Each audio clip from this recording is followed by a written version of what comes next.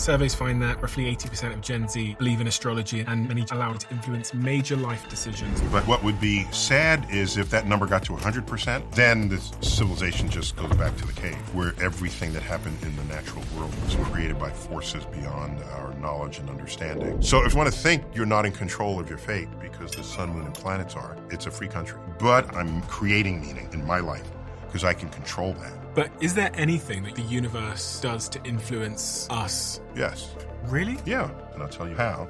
Ready? Neil deGrasse Tyson is one of the most recognizable voices in modern science, who turns the mysteries of the universe into simple truths and simple truths into life lessons. As a scientist, it's disturbing how easily people divide each other based on skin color, religion, what food you eat, what language they speak, and then they find some other philosophy that differs, and then they go to war. But when I step back with a cosmic perspective, you realize how ridiculous it is. Give me the cosmic perspective. Well, there's nothing that we can put on the table that can rival the measurements of the universe. And we are literally composed of stardust. So when people think they're different, they have DNA in common with all of the life forms on Earth. Like, you have 20% identical genes to a banana. Excuse me. Okay, we all do, not just you. And that's not all. There are molecules that went in and out of your lungs that are in China being breathed by people now. And go further back, Jesus inhaled them. So how's that the oneness with others? That can't be true. And that's the next problem. People value what they think is true more than what is true. That's a recipe for the unraveling of civilization as we know it. But as a scientist, show me the data. And as someone that knows so much about the universe and objective truth, I've got a lot of questions. So what do you think is the probability of me getting to another planet in my lifetime? And then could you make the case that the universe is simulated by some sort of advanced life form? And also, did humans evolve at some point to believe? And do you think you would be happier if you believed in God? Oh, so you're going to spice this up a bit. Okay, so just give me 30 seconds of your time. Two things I wanted to say. The first thing is a huge thank you for listening and tuning into the show week after week. It means the world to all of us, and this really is a dream that we absolutely never had and couldn't have imagined getting to this place. But secondly, it's a dream where we feel like we're only just getting started. And if you enjoy what we do here, please join the 24% of people that listen to this podcast regularly and follow us on this app. Here's a promise I'm going to make to you. I'm going to do everything in my power to make this show as good as I can now and into the future. We're going to deliver the guests that you want me to speak to, and we're going to continue to keep doing all of the things you love about this show. Thank you. I've been watching a lot of videos of yours, I think, because I've reached the stage in my life where I've become really existentially curious. I think we all do at some point. And especially the more you've lived, the more it all sort of, you ask, what does it all mean? How does it all come together? What will it mean to me in 5 years, 10 years? I don't know if you're old enough to think about your mortality, but that's a thing. When you have fewer years left than the years you've lived, and you can, I think the way they say it is you can have a good expectation to live as long as your parents did. I lost both of them in the last 5 years. So that's my horizon. And the fact that we die has a capacity to bring focus into the remaining time you're alive. Because think about it, if knowing you're going to die brings focus and purpose and resolve and action, then if you lived forever, what's your hurry? For me, knowing I'm going to die gives meaning to my remaining life. Whereas if I'm never going to die, then mathematically that would mean I'd lead a life of no meaning at all. Because there's no way to focus an infinity amount of time into anything and have it be meaningful. So I'm taking mortality as a very serious force operating on happiness, productivity. Can you do something for the world? And on my tombstone, what I want it to say is a quote from Horace Mann: "Be ashamed to die until you have won some victory for humanity." I want to have made a difference in the world. I want the world to have been better off because I lived in it. Is that too much to ask of any of us? Really? We're all capable of good deeds. So if the world is better off, I've played my part as a citizen of planet Earth. And this all sort of dovetails into this new book that you've written. I call it a new book, but it's really a revision of a very successful book that I think the first copy was published in 1998, called Just Visiting the Planet, Further Scientific Adventures of Merlin from Omniscia. Omniscia, yeah. When I think about these bigger questions about the universe, meaning, purpose, death, why am I here, religion, all these things, so often I think about them through the context and information that I find in your work, because when I think of like the world being so big, as you talk about in this book, and so infinite, and all these stars, I feel meaningless. In a nice way sometimes. I feel like the shit that I worry about no longer matters. But then when you talk about... You feel meaningless in a happy way. Yeah, yeah. I feel like the things that cause me suffering don't matter as much as I thought they did. And then you talked about shortening time by realizing that you're going to live for 90 years or 80 years, creating great amounts of meaning. And it feels somewhat like, I don't know. Yes, the universe is huge in size, in age, in contents. There's nothing we can put on the table that can rival those measurements that we make of the universe. However... How big? Well, there's the light from the most distant galaxies has been traveling for nearly 14 billion years. 10 billion years more than Earth has even existed, if you want to get a sense of that. And so, but think about it a whole other way, that if you look at the ingredients of life, not just human life, but life on Earth, and you can rank the elements. What's the number one element in life? We could mention the human body. Number one element is hydrogen. That's contained in the H2O of the water content of your body, which, depending on how chubby you are, it can anywhere from a half to 3/4 of your body weight is water. And all right, what's the next most abundant element in your body? It's oxygen attached to the water. Okay, H2O, and both the H and the O appear in many, many other molecules in our body, in the DNA and in your muscle tissue, all of this, and in the blood. Okay, what's third? Carbon, which you would have thought had to be somewhere on the list because you know we're carbon-based life. Fourth is nitrogen. Okay, fifth, I'll put them all together and just say other. Okay, so that's the sequence of elements. And now you say, what are the sequence of elements in the universe? The number one is hydrogen. The number two is helium, but that's chemically inert. You might remember from high school chemistry. You can't do anything with it anyway. Helium. Next in the universe, oxygen. Next, carbon. Next, nitrogen. Next, other. Okay, so we are one for one matched to the ingredients of the universe. And one of the gifts of 20th century astrophysics is gifts to civilization is where those ingredients came from. We trace those ingredients, the hydrogen, to the Big Bang itself, and all these heavier elements to stars that manufactured those elements in their core, in the crucible that is their core. They lived out their lives. They exploded, scattered that enrichment into gas clouds so that the next generation of stars would have planets, and on at least one of them have life, as we know it, life on Earth. So that you can think of us not just figuratively, but literally composed of stardust.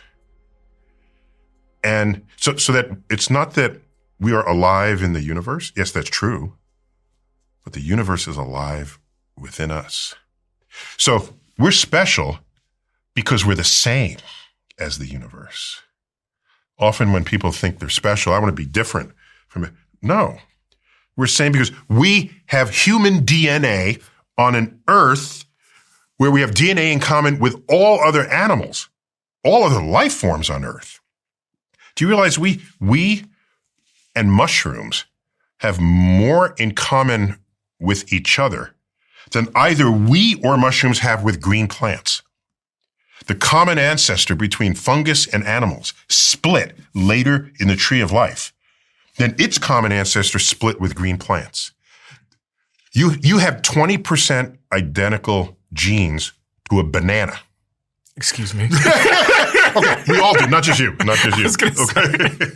You have that. So when you consider all of this,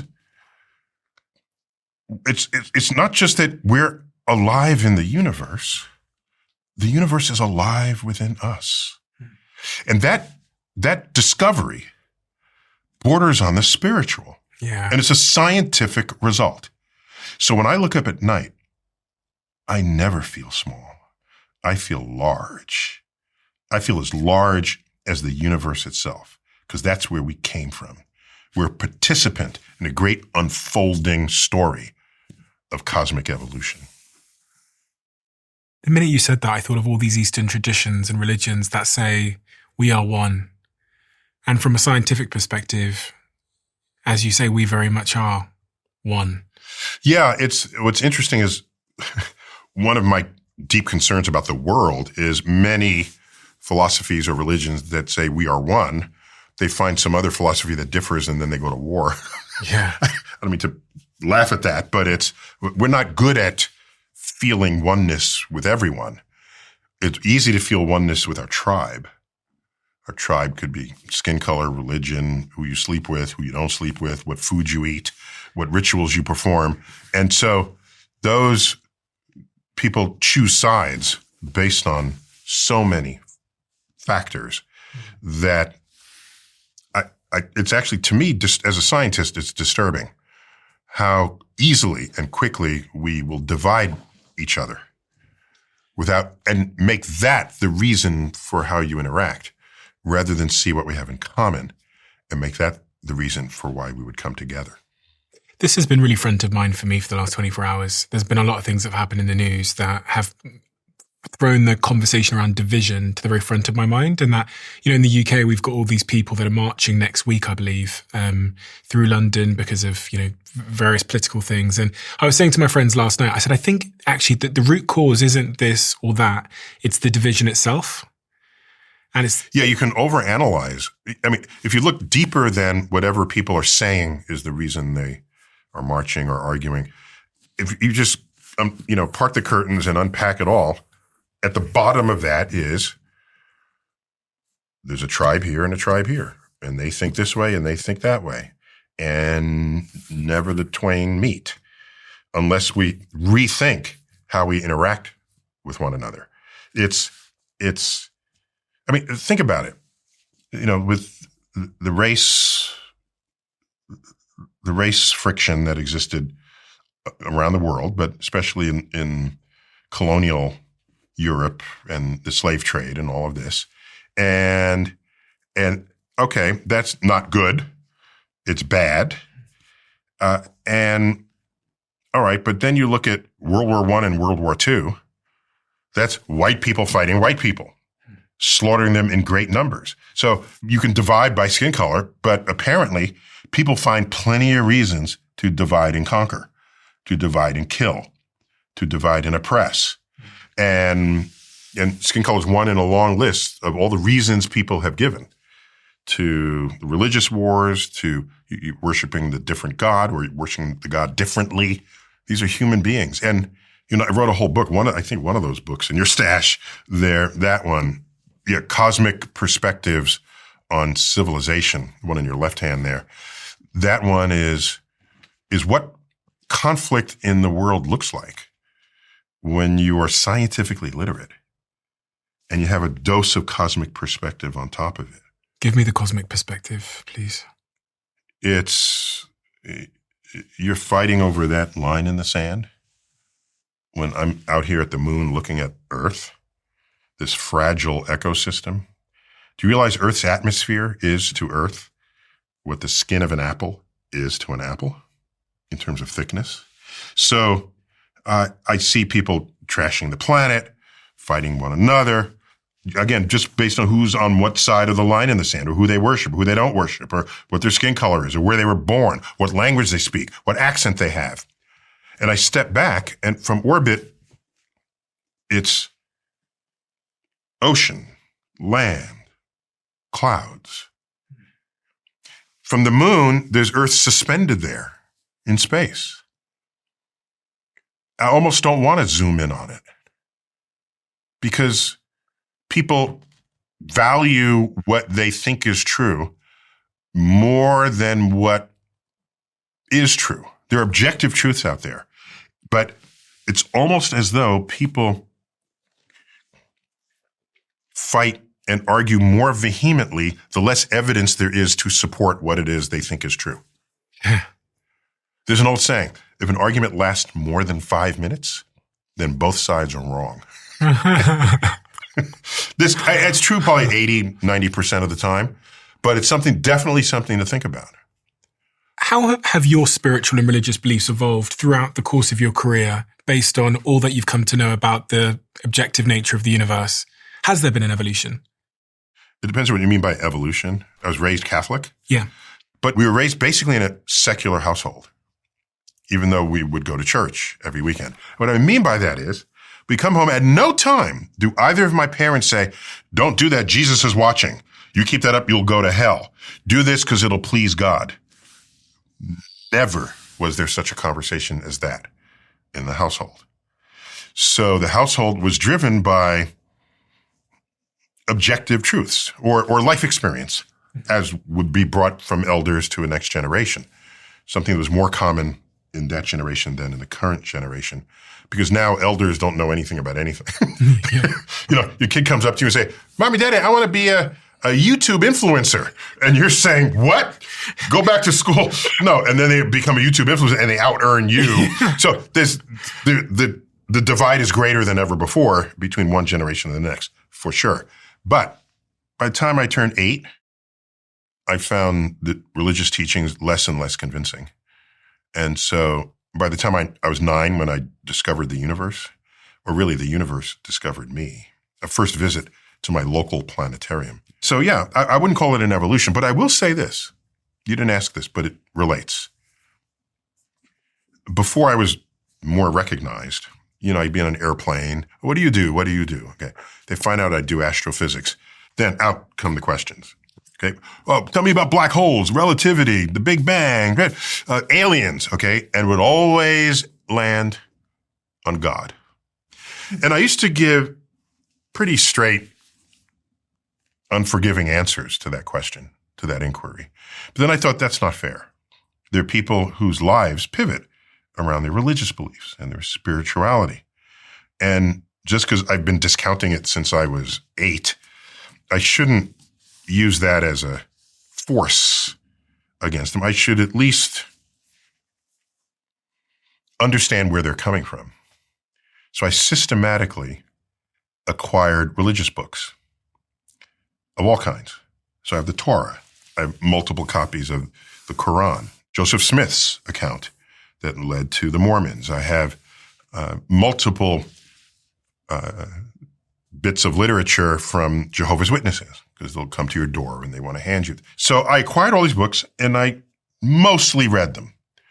I've skimmed all of them and read some of them with a little more intensity than others. All right.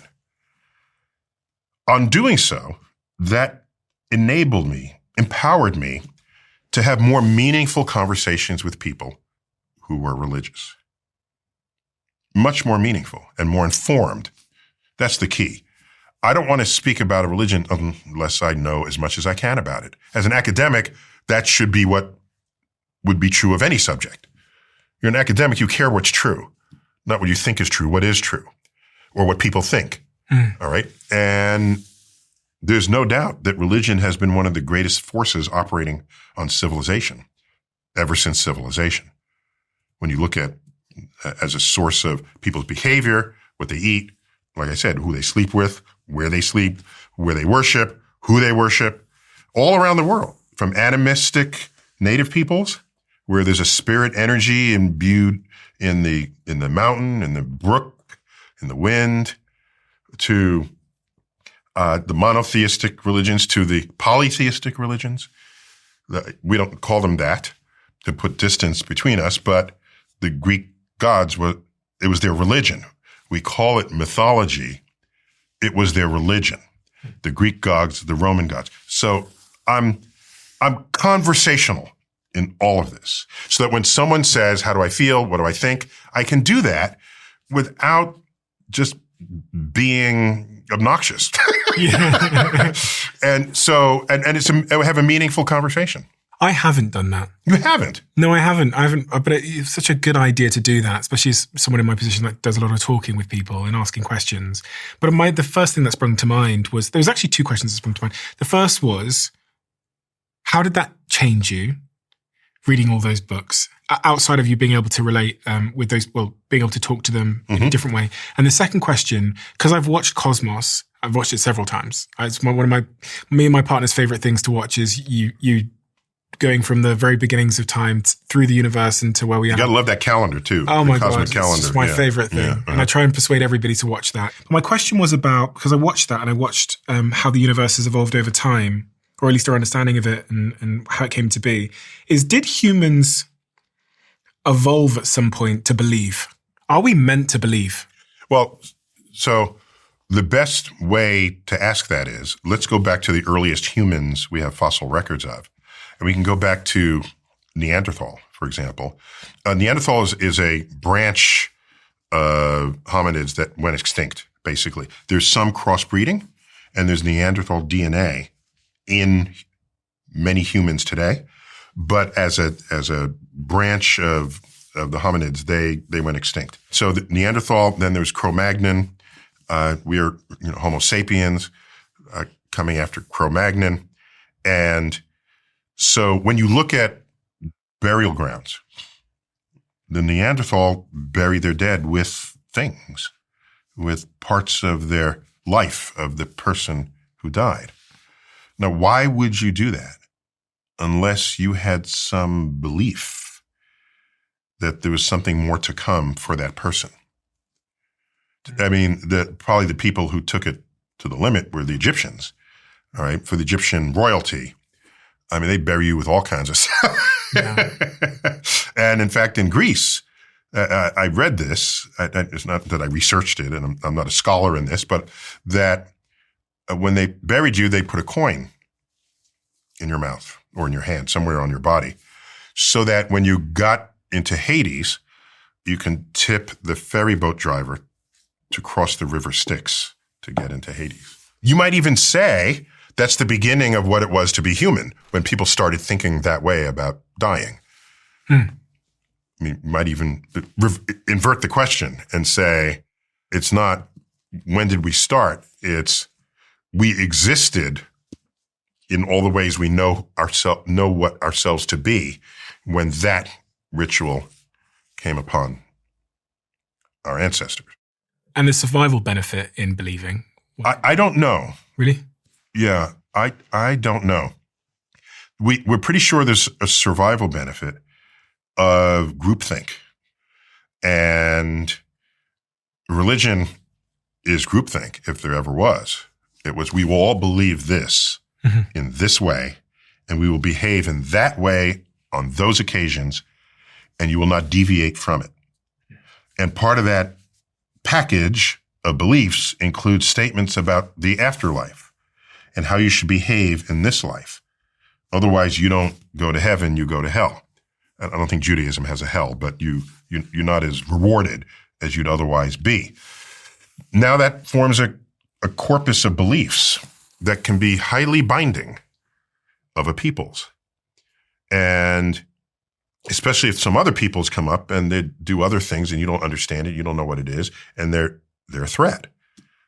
And so you keep them out.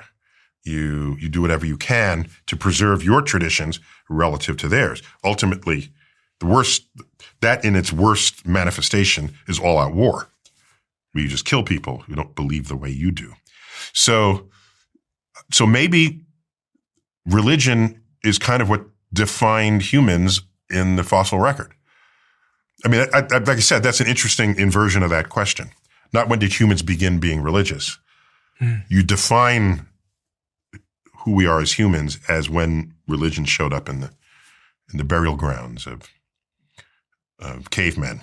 You just talked about us being bound there by certain shared beliefs and ideas. Yes. And I think I think ritual is one of the strongest binding forces of society that we have.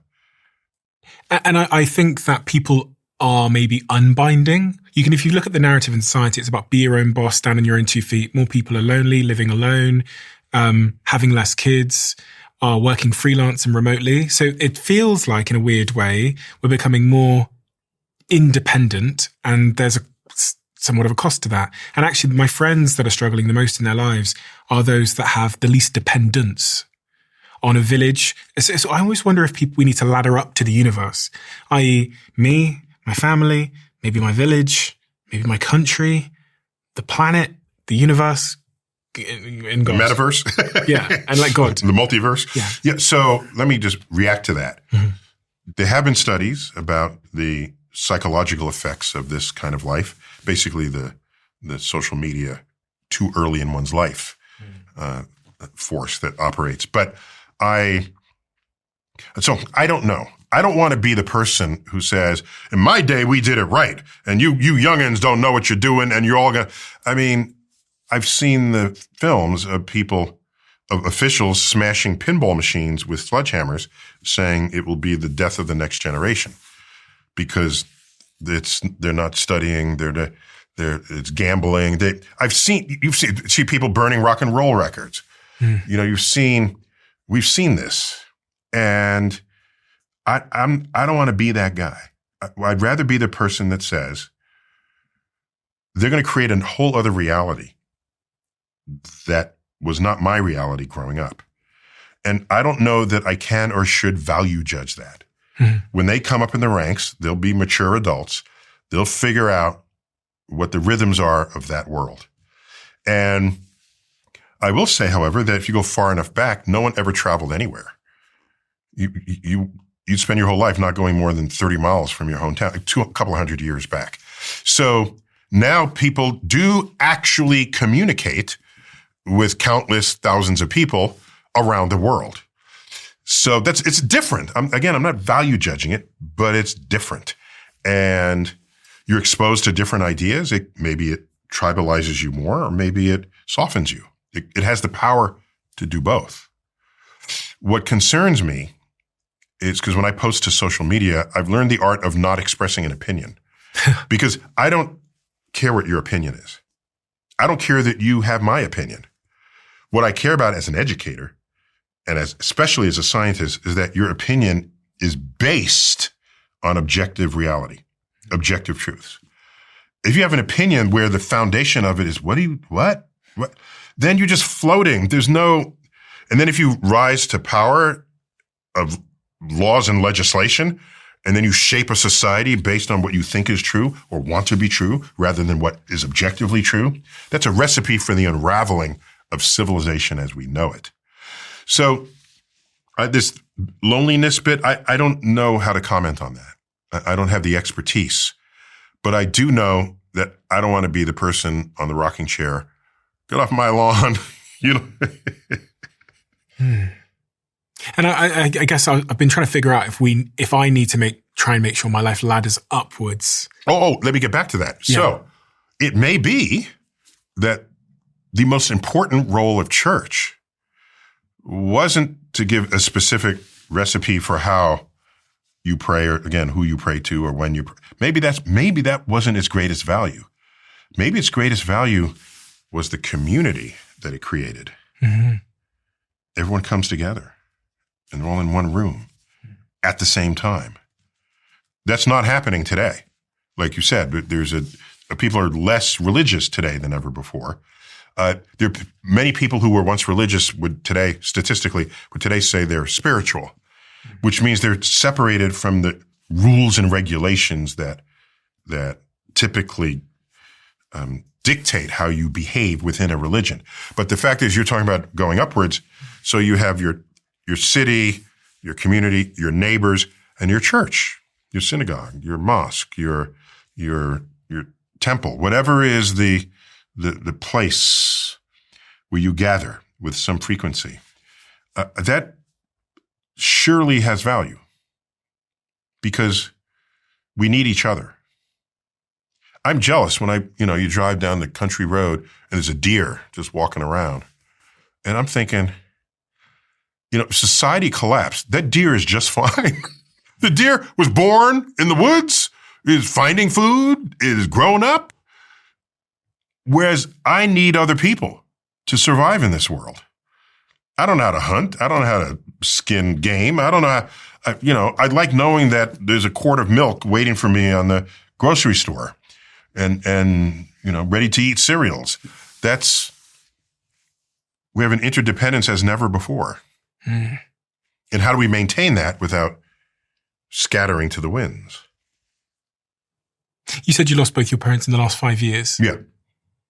As someone that knows so much about the universe and objective truth and reality, how do you contend with grief in that scenario? But also, how does that change you in any way? It did a little bit, not as much as I thought it might have. My father was 89 when he died. That was 5 years ago. My mother was 2 days shy of her 95th birthday. So so I'm putting myself like right between them in my life expectancy. I think I'll get to 92. Good. It's the average of those two, So when you die at that age, it's sad, but it's not tragic. So that's an important distinction for me. A tragic life is a life that could have been lived, but through act of war or negligence or negligence of the person or of others, the life is cut short. Then that's tragic. It's a life not fully lived. But if you lived a full life, they were married 50-something years,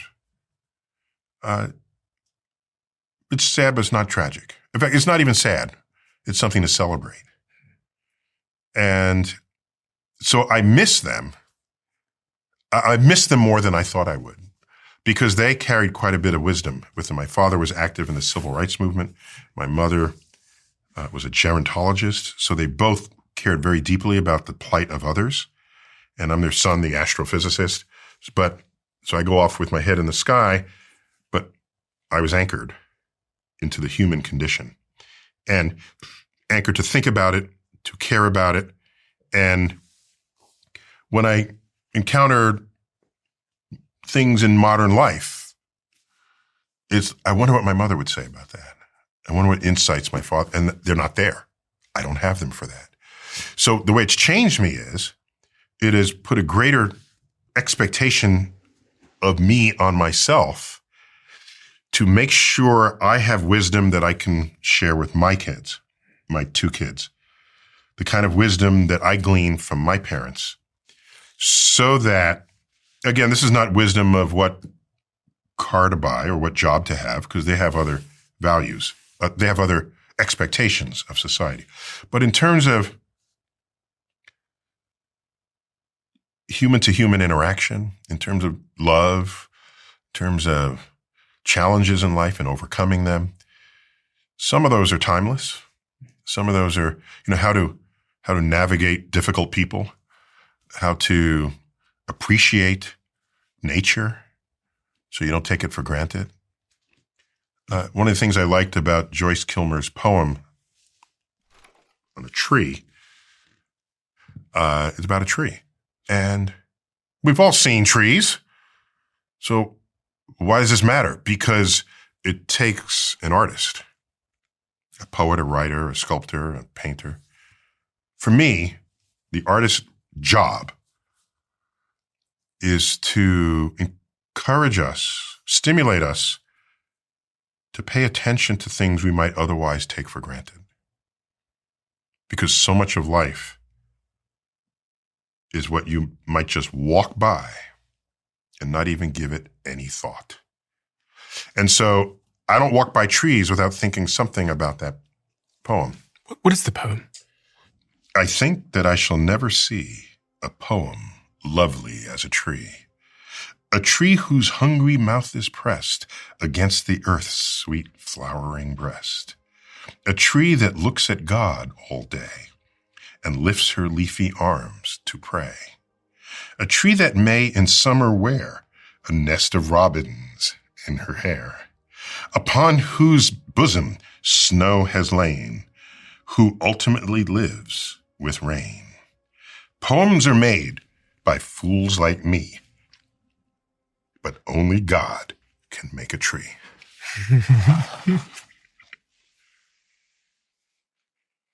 But only God can make a tree. I spend so long these days thinking and talking to people about what all of this means. And I've got more and more. I saw you talking about the simulation theory once or twice. Mm-hmm. And I started to fall into that, that whole of thinking. Oh, yes. You gotta, step outside every now and then and, smell the roses.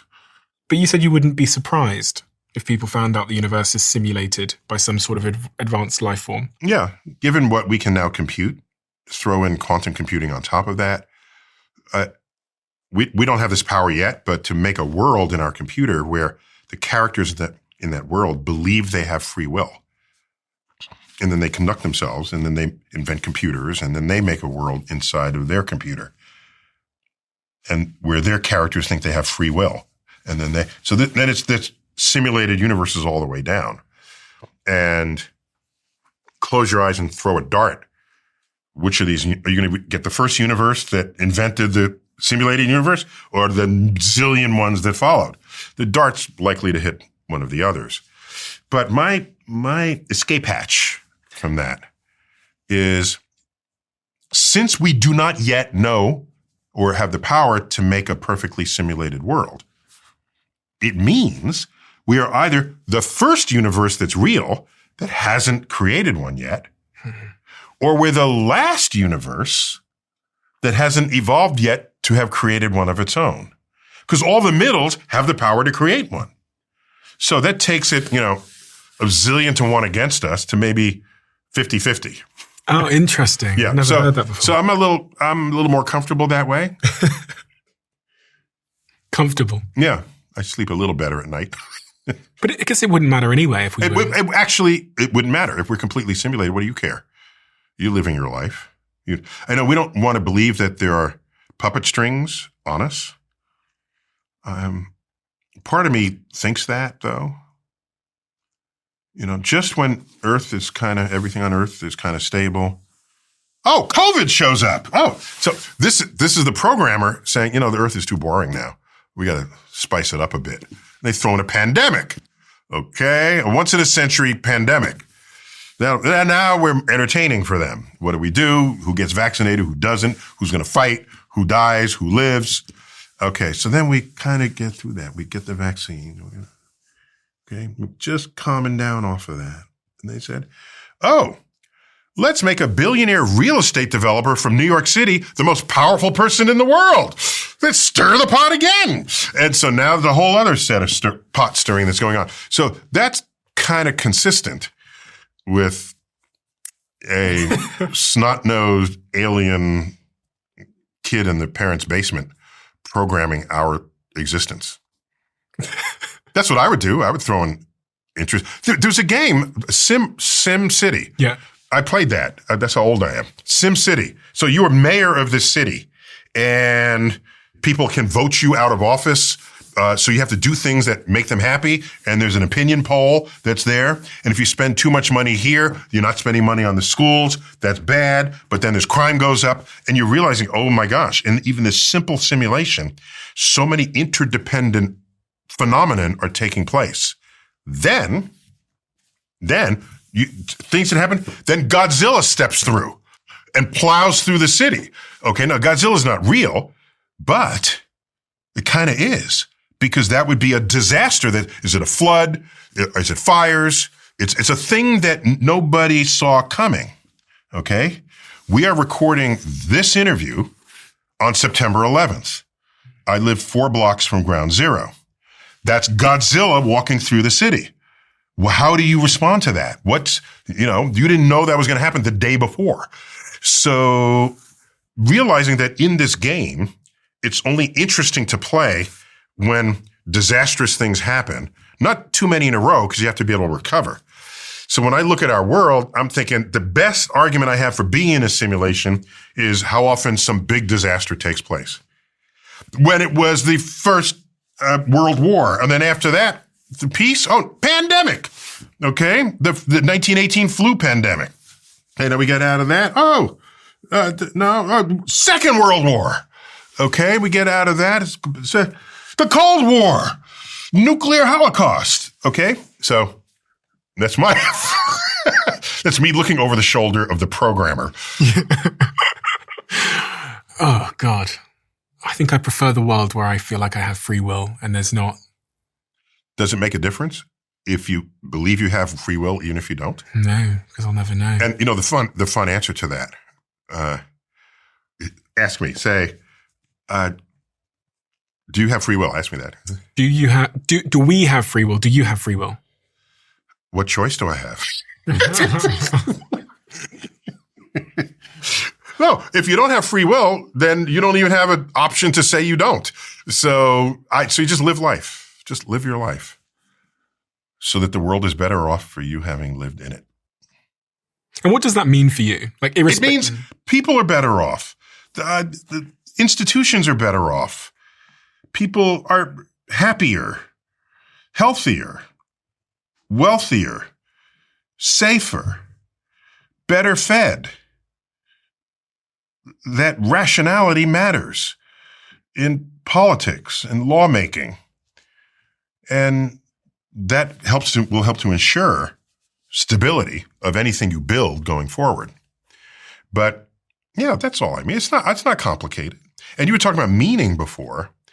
I stopped looking for meaning decades ago because I realized any of us has the power to make meaning in life. If you're going to look for meaning, are you looking under a rock, behind a tree? It's as though meaning is sitting there waiting for you to find it. Oh, I found meaning. There it is. Now my life is complete. That feels so powerless on your own destiny. Whereas I make meaning. I want to learn something today that I didn't know yesterday. I want to lessen the suffering of someone today compared with however that person was living yesterday. I want to use what I learn to well up within me and manifest as wisdom. Because information is not really useful until it becomes knowledge. And then knowledge is good. You can show off if you have a lot of knowledge. That's what these game shows do. But in the end, the best use of knowledge is when it becomes wisdom. And wisdom, people say, oh, I don't like getting older. I want to be young again. I don't want to be young again. When I was 30, I was an idiot. Even when I was 30, I thought I was brilliant, right? So don't get older unless you have wisdom to show for it. It's when you don't have something to show for your age, you want to be younger. You're just getting old with nothing to show for it. But I continue to learn things every day, passively and actively. Passively is you just notice, open your eyes sometimes and see what's happening, where things are headed, what they're doing. You learn. Not all things you learn are good. And if they're bad or need adjustment or need help, do something about it if you can. So that's how I derive meaning. Hence my tombstone. Be ashamed to die unless you've scored some victory for humanity. There's the meaning for you. There's a whole class of billionaires that are trying to live forever now. And I think we are on the verge of being able to extend life potentially indefinitely. Yeah, we're looking for the date. It's called the escape velocity. Do you know about that phrase? It exists in astrophysics, of course, but the escape velocity for Earth, for example, is 7 miles per second. So escape velocity in astrophysics is the speed that you launch something so that it never comes back, no matter how hard the gravity tries. Okay? So every object has an escape velocity. The escape velocity in aging is, the idea is there is a generation yet to be born, but in the very near future, who will not only live longer than the previous generation. So here's a cleaner way to say this. Every year, you can expect to live 1 month longer because knowledge about human physiology has gotten better. Okay? Just think about it that way. Yeah. And so we know what to eat, what not to eat, how to exercise, how to not over-exercise, how to maintain your health, your health and physiology. All right. There will come a day where every year that you're alive, medicine has figured out a way for you to live an extra year. That's the escape velocity. So every year you live another year. And after that, it could be every year you live 2 years. So that's the escape velocity. So it's not just everybody lives forever today. It sort of works its way into the population. And yeah, I don't want to live forever. I don't. Take me off this earth. I still have more to give, more books to write that in my judgment would make the world better than it currently is. So I don't want to die before I get as much of that done as I can. But are you scared of death? No. Although that's easy to say because I'm not at death's door. Mm-hmm. And I had someone rationalize with me, they made a potent argument. I can say now with another 20 years life expectancy, 15, 20 years, that I don't fear death. But if I'm on my deathbed and someone says, if I can wave my hand and you can live another year, would you? The answer is probably going to be yes. And at the end of that year, I don't know if my sentiments about life and death will change on my deathbed. I know my mother, there's a point where she couldn't swallow and she didn't want a feed tube. And she said, my time has come. They put me in palliative care and then hospice. And she was dead 10 days later. So she was in charge of her. They could have fed her with a tube and she would have been completely healthy for another, 5 years perhaps. But no, she raised 3 kids, 50-year marriage, happy life, stable life.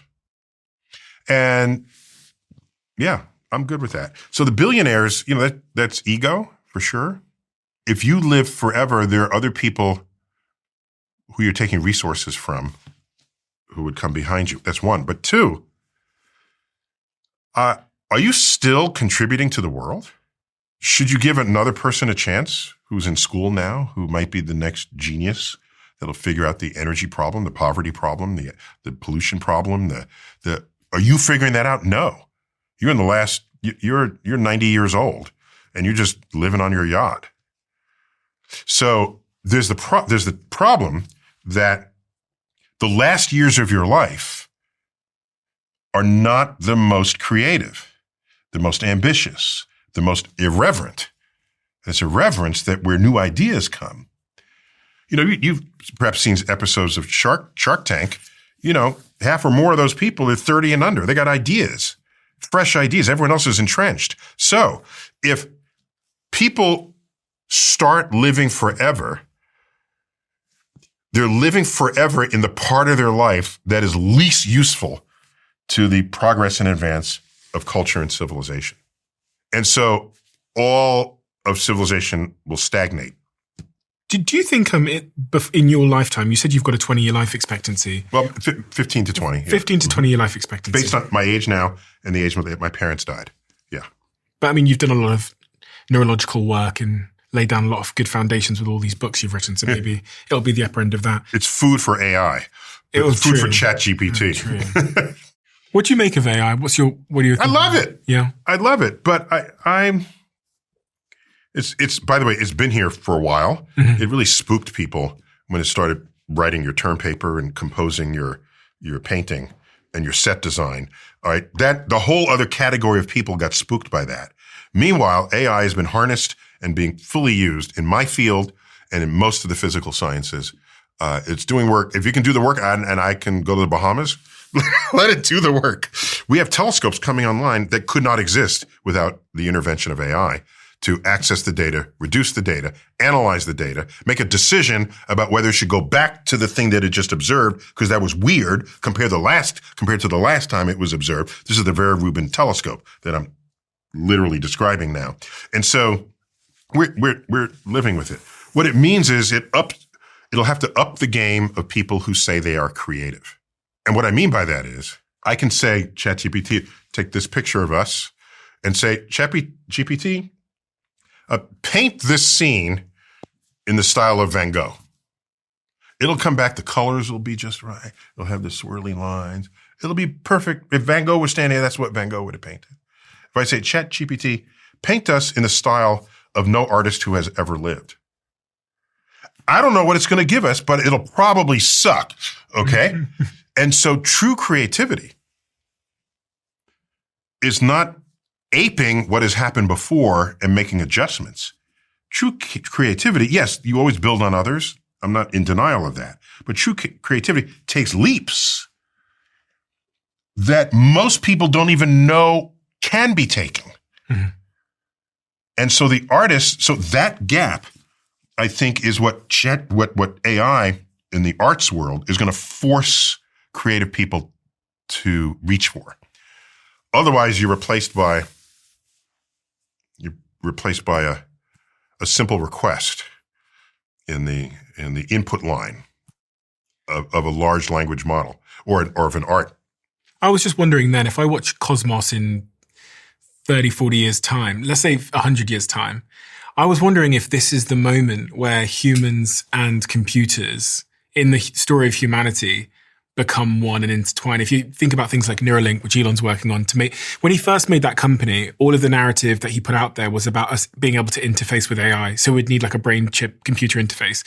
More recently, it's been about people that are paraplegic and disabled and helping blind people see. But I think that's a socially acceptable way to advance the technology. Mm-hmm. But in his early work, he said, superintelligence is going to arrive and we're going to need a way to basically keep up, where we have better sort of latency with the technology.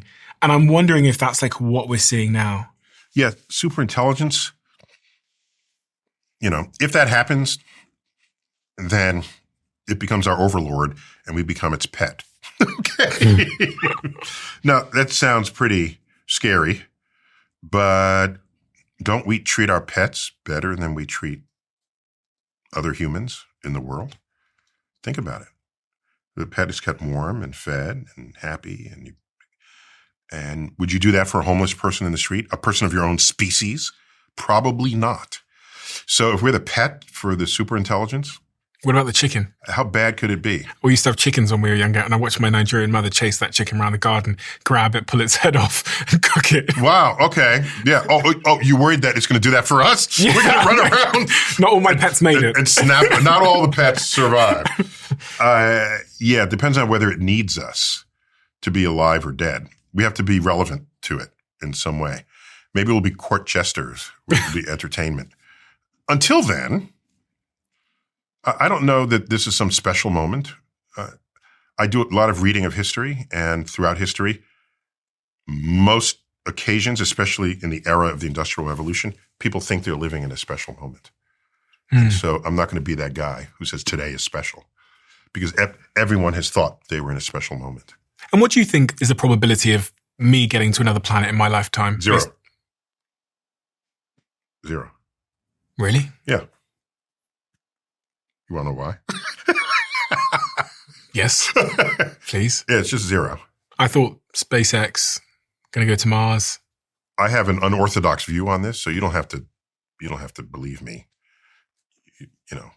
But my read of history tells me that we only do big, expensive things if there's a geopolitical reason for it, either an economic reason or a defense reason. Not just because it's the next thing to do.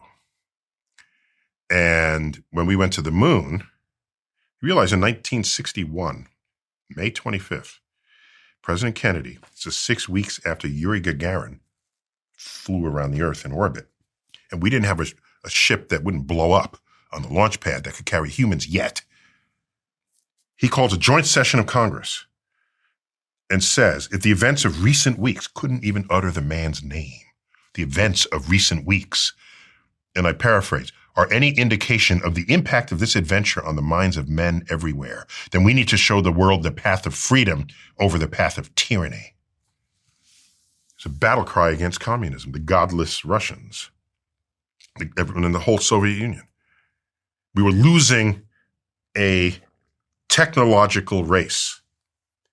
And that was the battle cry that prompted Congress to write the check. Oh, later on he says, it'll be, put a man on the moon and before return him to safely Earth. And, that's so beautiful. Let's hold hands. That's so beautiful.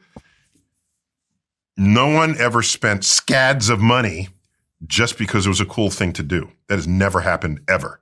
So we go to the moon.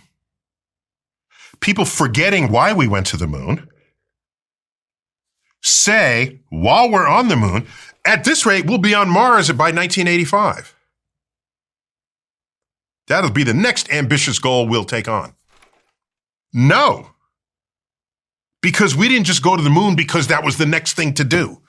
We went to the moon to beat the Russians. And when we got to the moon and we looked over our shoulder and the Russians weren't there, we canceled the Apollo program. 1970, we haven't been back to the moon in 53 years. We canceled it. Apollo 18 was ready to fly. It's now in captivity in Huntsville, Alabama, in a museum on its side. It's fascinating to walk the full length of it. All rocket flight ready parts. It never flew. We ended it at Apollo 17. No, we didn't go to Mars because we didn't have geopolitical reasons to do so, neither economic nor for defense reasons. Historically, people explored, did expensive things for the glory of God and royalty. Very expensive. The pyramids, the honor of royalty, okay? The church building, cathedral building, all of these activities were in the glory of power, deity, and royalty. There's none of that happens today. We're past that. The power of kings and gods. That doesn't happen. Nobody dislodges major resources, capital resources of a nation in the interest of a god or a king anymore. Okay? It's secular. And secular means it's money or it's war because you feel threatened. Okay. So, we're going back to the moon now. Yeah. Project Artemis. Did you ever think to stop and ask why? Why didn't we stay on the moon in 1972? Why didn't we go back in 1980 or 1990, 2000, 2010? Oh, all of a sudden, let's go back to the moon. Wouldn't that be cool? Do you know when Artemis began? In the late teens? Right about when China says we're going to put taikonauts on the moon. Taikonauts? Oh, yeah, Chinese astronaut. Taikonaut. All right? That's when we said, let's go back to the moon. What a good idea. Let's do that. Really? Because it's just a good idea? Because we're a little bit spooked by a friendly foe around the world might get the glory of that exercise. And once again, it's a godless country. Okay? Communism is godless by design, by construct. So here we are going back to the moon. All right. What motivation do we have to go to Mars? Are there oil wells there? Is there, diamond mines? We're not going to Mars. We're just not. Unless China says they want to put military bases on Mars. We're going to be on Mars in 10 months. 1 month to design, build, and fund the thing, and 9 months to get to Mars. A geopolitical force operating. Oh, and by the way, NASA doesn't have a rocket that'll get us to Mars. They think they do, but they don't really have one yet. Time to do that. They say, well, does anybody have a rocket? Elon says, I have a rocket. So if Elon rocket goes to Mars, it's not because he sends it there. It's because taxpayers sent it there. By the way, he could go there on a vanity project, but there's no business case. He could fly to Mars, team up with Jeff Bezos. They can send people to Mars. It's not a business case. And if you are an investor in his company, you would not agree to do that. You wouldn't. But he doesn't need investors because he's very wealthy. He could do it on his own. Are you going to Mars as a tourist? Is that a business case? It's $1 trillion to get to Mars, first. Second will be a little less. I don't see that happening. $1 trillion? About that, yeah. If Earth were a schoolroom globe, with your fist, show me where you think the moon is. This is Earth. Take your fist and put it at the distance the moon is. Your fist is about the right size compared. Okay. Right there? Yeah. Okay, not too bad. It's 30 feet away. It's in the next room. Okay. Okay? 30 feet away. Okay. That's the moon. Let's keep going. How far away from Earth did the Bezos-Branson rockets go? Oh, not far. The thickness of 2 dimes above the surface of the Earth. How far away is Mars? It's a mile away. From here? Yes, from this Earth. It's a mile away. It's in Central Park. The moon, 30 feet away. Mars, a mile away. Yeah, it's $1 trillion to Mars. Yes. How long? 9 months. And you have to wait till the planets are configured so that when you travel, you arrive where Mars will be when you get there. And that's a minimum energy orbit. If you had filling stations along the way, you can just fill up with fuel and get there as fast as you want. But minimum energy orbit takes about 9 months. And then to come back, you have to wait till it's configured again a few years later. So a round trip to Mars is 3 to 5 years, easily. So there's not an economic case. I'm not saying we don't know how to get to Mars. We have a SUV-sized rover there now, all right, discovering potential life from 1 billion years ago. It's not like we don't know how to get to Mars. This is not a technological statement I'm making. I'm talking about a practical statement. So, no. My read of history tells me no. I thought you were going to also add to that even if Elon wanted to do it as a vanity project because he makes all this money and manages to use Starlink as a way to fund it, whatever, that the problem is Elon's going to die. He's going to die in the next couple of decades, which means the vanity element that comes from his childhood situation where he wanted to get out there and explore the stars because he read that book has got 30 years, 40, 50 years left on it. Well, that would make him want to hurry, wouldn't it? Yeah. Yeah. And plus he said, I don't want to die on Earth. I want to die on Mars. Mm-hmm. I'm paraphrasing, but that's the idea. So that's a goal. Sure. But don't tell me it's a business case. I can see a tourist case going into orbit and even possibly visiting the moon. It's 3 days there, 3 days back. That's a week's vacation that you would take. And I would save up 5 years, 10 years of vacation money. If that was the amount that it would take to go to the moon for 1 week, that would be a really fun bucket list item for me. If you're starting a business, that means you're one person doing the workload of probably about 50 people. When I first founded this podcast, I had no idea that I was about to step into 100 different roles that I'd never trained for, things like researching and production and scheduling and branding, all of it, all at once. And this experience isn't unique to me. But for millions of founders around the world, the tool that changes all of that is our sponsor, Shopify. Shopify now powers 10% of all US e-commerce, from names like Gymshark and Mattel to first-time founders just getting started. It's like having your very own design studio, content creator, and marketing team in one, with hundreds of online store templates, AI tools to create product pages, and easy-to-launch email and social media plugins. Behind the scenes, Shopify manages your inventory, international shipping, and even your returns. So if you're ready to sell, sign up for your $1 a month trial at shopify.com/Bartlett. That's shopify.com/Bartlett. $1 a month. No way. You know, you've revised this book. Oh, yeah, just visiting this planet. Yeah, I wrote a column, a question and an answer column for like 10 years, 15 years, where people just ask me questions from the public. And I had a pen name called Merlin. And Merlin was friends with Newton and Galileo and Marie Curie and all these people. So if you ask Merlin, dear Merlin, I don't quite understand gravity. Merlin would say, oh, Merlin had a conversation with Isaac Newton in his backyard. And here's how he answers that. I think in the book you talk about a golf ball-sized black hole would weigh more than Earth and swallow it whole, leaving behind something the size of a lime. Yeah, slightly bigger, right. What is, you've been asked this so many times, but I still don't know the answer. What is a black hole, and how do we even know if they're real, if no one's ever been to one? Well, you can know things without visiting them. I mean, that's the methods and tools and machines of science are remarkable in their ability to learn something without actually having to see it with your eyes or hear it with your ears or to touch it with your fingers. We have, in fact, science didn't take off until these machines became a fundamental part of how we investigated the world, replacing our five senses. Because there's nothing more feeble in this world than you thinking you understand reality through your five senses. That I don't want to call it feeble. I would call it error prone. Error prone. Remember I told you about escape velocity of Earth? Yeah. You remember the value I said it was? 7 miles Paid attention. per minute. Per second. Per second. That's very fast.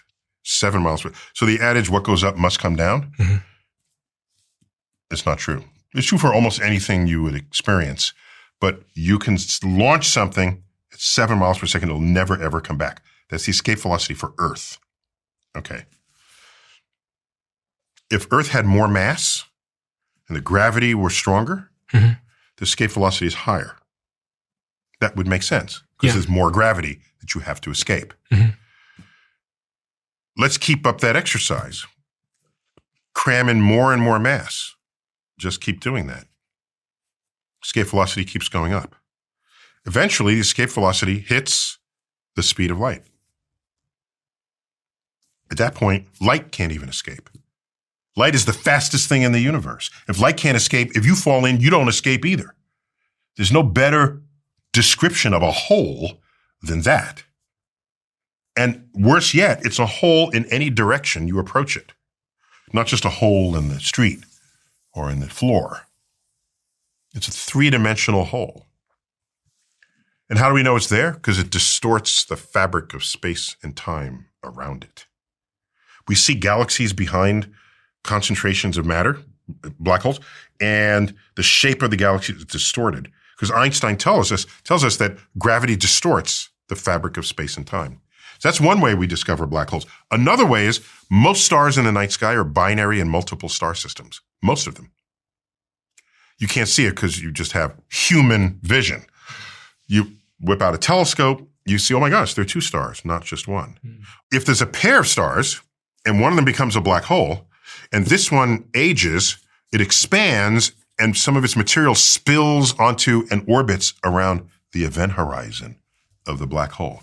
This swirling material gets hotter and hotter and hotter, and it radiates X-rays and ultraviolet. We have X-ray and ultraviolet telescopes that see every one of these in the night sky. They're all black holes. And it's created from an explosion? There's a star that wants to explode, but it has so much mass, the explosion doesn't overcome the gravity, and the star collapses down on itself to make a black hole. There's one way to make a black hole. So our sun, when that runs... It's not going to become black hole. It's pretty wimpy in that department. It'll still kill us, but for different reasons. So the mass of the object is so big that it can't actually explode because the gravitational pull inwards is so strong. Correct. That's above a certain threshold. Within there's the stars that the explosion is greater than what the gravity can contain, and it makes a supernova. And those are the stars that spread heavy elements across the galaxy, enabling us to even exist. So I'm going to read this again. A golf ball-sized black hole would weigh more than Earth and swallow it whole, leaving behind something the size of a lime. Yeah, so when black holes eat, they get bigger. So a lime is bigger than a golf ball, but not by very much. But you can calculate what the size is. Where would everything go? It's in there. It's compressed down inside the hole. And and everything near it's going to get pulled in there as well. If it comes too close, right. If it comes too close. Yeah, you can keep your distance. Black holes, they're not giant sucking devices. I mean, if you keep your distance, if the sun became a black hole right now, we would still orbit it. The gravity we feel at our distance is no different. You say that if the sun suddenly shut off, we'd freeze at minus 462 Fahrenheit, which is the background temperature of the universe. Yes. Once the stored energy ran out. Yeah. Once the stored energy where ran out? Well, so there's the sun's energy, if the sun blotted out. But Earth has energy inside of itself as well. This is what gives us volcanoes and continental drift and all the rest of this. So if you don't have a sun, You want to live near a volcano or something that is a source of energy for you.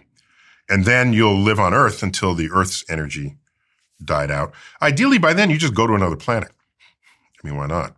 How long has our sun got left? About another 5 billion years. How would we know? It's a good question. That's the product of 20th century modern astrophysics. Then it was modern. I think of it as modern, where you say, what kind of star is this? Then you look around the universe for other stars that are just like it. And then you see those stars in their stages of evolution, stars being born, living out their lives, and dying.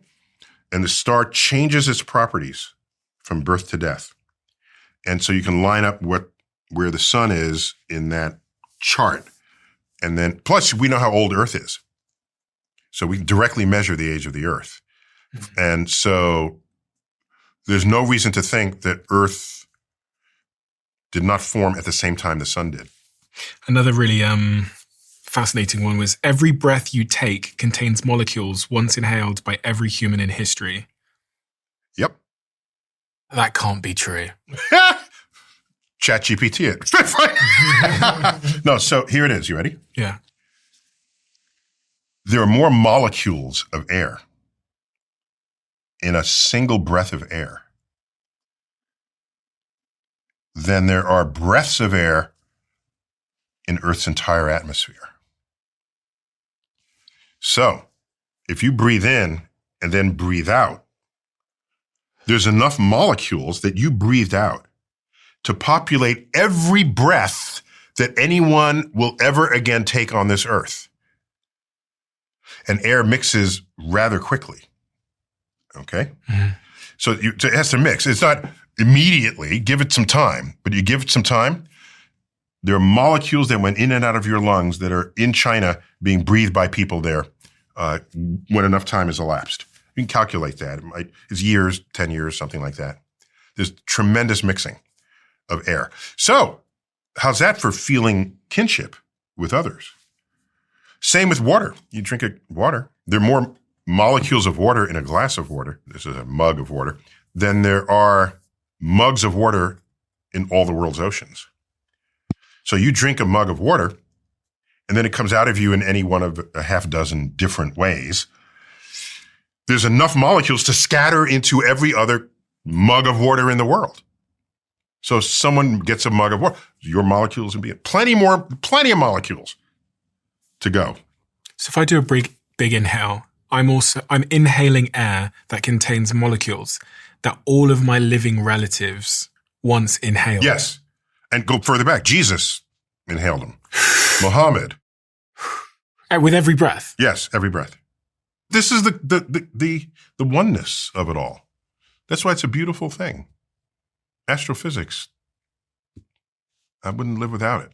Do you think it makes us kinder, learning about the universe, or do you think it makes us more nihilistic and narcissistic? No, if you learn about it as you shouldn't be nihilistic. There's no force of nihilism in the knowledge, wisdom, and insight you get by studying the universe. You will never find marching armies led by astrophysicists to go slaughter one another. The cosmic perspective prevents that. The cosmic perspective. Yeah.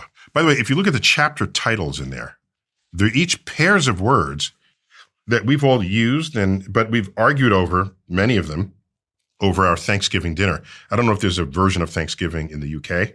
Maybe it's just Christmas. Everybody gathers, and the crazy uncles and aunts come in, and you got to argue with them about, and you reminded why you only see them once a year because no, there are topics in there. Color and race is in there. Law and order, body and mind, meatarians and vegetarians, life and death. A lot of reflective moments in there.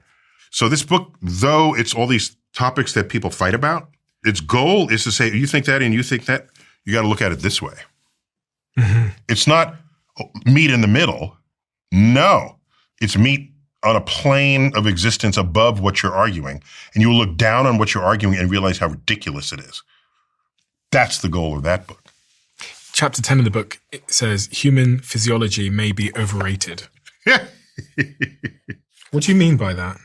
Well, we like to think of ourselves at the top of evolutionary properties, but it's really your mind, surely, but not much else. It's odd because we always imagine aliens having humanoid bodies. Yeah. And there's no reason for that. If they come from another planet, most life on Earth doesn't have a humanoid body. The banana doesn't have a humanoid body, and you have DNA in common with it. You don't have any DNA in common with an alien from another planet, yet it's walking around with a neck, eyes, nose, mouth, head, ears, shoulders, arms, fingers, kneecaps, feet. Really? Is that your best imagination that you can come up with? Alien from another planet? Is the universe infinite? I've often wondered that. Does it just go on forever? Or is there a We're not given reason to think it doesn't, but our horizon has an edge. What we can see. Yeah, but there's no reason to think. So you're a ship at sea, and you have a horizon. Are you saying, well, that's the extent of the ocean? No, because if you sail towards the horizon, more horizon shows up, and you keep that up until you hit land. So in the universe, we have our horizon, and if we went to that horizon, we'd have a whole other horizon beyond that. If we traveled to that horizon, there'd be a whole other horizon there. The question is, how far does that go? We don't know. We have no idea. It's simpler mathematically to think it goes forever. It's curious how there's some equations where infinities work just fine in the equation. So we don't know. We can talk about to our own horizon. That's it. There's so many people saying that they've seen aliens. We had someone on this podcast actually that said they'd seen aliens. Not they'd seen aliens, but they had evidence that aliens existed. And they worked in the military and said that they'd, some of these spacecraft footage that you see from the Navy. Did they show you the alien? No, but you see the videos of the things bouncing around in the sky. Oh, fuzzy videos. Fuzzy videos. So those are UFOs. They're not aliens. UFOs, yeah. There's a difference. Oh, yeah. Many people equate the two.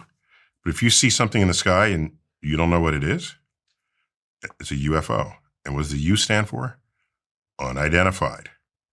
Until you can identify it, it's a UFO. And because it does things that you don't understand, you cannot equate that with it being an alien. You just said you don't know what it is. Wow, that's amazing. I don't know what it is. Therefore, it must be a alien? If once you just said you don't know what it is, that's the end of the sentence. You can't go on and say, therefore, it must be anything. You can be impressed with videos that have no explanation. I don't have a problem with that. But you want to turn around and say it's aliens? You want to say it's a government cover-up? Do you really think the government is that competent? Often the same people who say there's a masterminded government, they're the same people who complain that the government is a bloated bureaucracy, inefficient bureaucracy that should be replaced by private enterprise. There's the same people making those same statements. So I love the aliens. I want to meet them too. My people, the astrophysics community, has been searching for aliens for decades. And you've never found evidence of any? Not. So the community of amateur astronomers in the world, okay? Amateur astronomy that's a badge of honor because it means you know the night sky and you own a telescope. And it's not like amateur neurosurgeon, okay? You don't want to go to an amateur neurosurgeon, but you want to know the night sky, go to an amateur astronomer. Amateur astronomers know the night sky. They know what the sun, moon, and stars are doing every night. They know they're very good at climate and weather because that affects whether things are visible. So they know when weather systems come in and go out and what things look like. You would think if aliens were up and about, that amateur astronomers would have seen more of them than anyone else. But they've seen less because we know what we're looking at. It's kind of that simple. The moment you know what you're looking at, it's an IFO, isn't it? Yeah. It's not a UFO. And so, yeah, I want to meet the aliens, but you're going to show me fuzzy video, or you're going to say you have an alien, but it's in a locked box and you're not going to show it. If you have an alien in a locked box and you're not going to show it, that's the same thing to a scientist as not having an alien at all. Could you make the case for why aliens probably do exist, and also the case for why they probably don't exist? No, they surely exist in this universe. The universe is 14 billion years old, and the ingredients of life on Earth are the most common ingredients in the universe. And life began on Earth almost as quickly as it possibly could have. When Earth finally cooled down after it being formed, it was about 200 million years. First signs of single-celled life. So even though we can't duplicate that yet, we don't know how, that's a frontier of biology, Earth didn't seem to have problems getting the job done within 200 million years. That's Earth. Now you have exoplanets everywhere across the galaxy. To suggest that life on Earth is alone in the universe, you'd have to have some point of philosophy that requires you believe that, because it's not derived from actual evidence or observations of the universe itself. So, aliens, usually people mean intelligent aliens, but we're happy to find any kind of life at all. Bacterial life. That would transform biology. What about in our galaxy, in the Milky Way galaxy? Yeah, the galaxy is the most sensible place to. So we've looked for exoplanets. So what's that? A planet orbiting another star. Because if you're going to look for life, we presume it's going to be on a planet. So if this table is the galaxy, and the solar system would be about right there, we've searched a circle about this big for exoplanets. And what's the solar system versus the galaxy? Just the sun and its planets. Oh, okay. Yeah, solar system. And then that's our solar system there, and we are part of several hundred billion stars in the galaxy. And this galaxy is one of perhaps as many as 1 trillion galaxies in the observable universe. So to say that we're alone, that's just you're being philosophically irresponsible. So this table is the galaxy? Yeah, if it were the galaxy. And we've searched a coin. Yes, that's a good word to use, a coin-sized volume of this galaxy. We've searched for exoplanets and, by association, life. So folks at the SETI Institute, the Search for Extraterrestrial Intelligence, they come up with an analogy. But the people have said, well, we haven't found life yet, so maybe there's no life anywhere. And we say, no, take a cup and scoop it into the ocean. That's like saying, the ocean has no whales in it. Is that the equivalent? Yeah, it's equivalent in terms of the space of searching, because it's not only in physical space, but it's in time. Suppose aliens sent radio signals to us, and they arrived 2,000 years ago. Do the Romans have radio telescopes? No. But we would all count them as intelligent. So communication requires intelligence and technology. How long have we had technology to do that? 80 years. On the chance of probability, do you think there are aliens in the Milky Way galaxy? Yeah. Oh, sure. You think there are? I don't see why not. It's a calculation you can do. I did it with 2 colleagues of mine. We have about 100 civilizations in the galaxy alive now. That's not many out of the total number of stars. But again, a civilization has to evolve out of whatever it was, and it's a tiny little slice of time relative to how long the planet has been there. 100 different living. Yeah, civilizations. I pause on the word living because living can mean many things. Well, I mean, Mars might have had life, but it would be dead today on the surface. So we're looking for living civilizations. And does that excite you? Yes, completely. But you want to now tell me it has visited you with fuzzy lights in the sky, and no one has brought forth an alien. I need better evidence because you're making an extraordinary claim. Humans' fascination with meeting these aliens when we've got crazy species we've never met on our own planet is quite bizarre. That's a good point. And plus, what do we need real aliens for when we have Hollywood? The funny part to me is we have no knowledge that aliens want to harm us, but we do have knowledge that humans want to harm humans. And any encounter between an advanced civilization and one that was less advanced in the history of exploration has never boded well for the less advanced civilization. So for me, we are describing aliens not as we think they would be, but as we know we are to one another. It's a mirror. And we've only got to play out what we would do as well if we found an alien civilization. What would humans do? I mean, I think we'd go and try and steal some of them and bring them here. Well, no, they're probably smarter than us.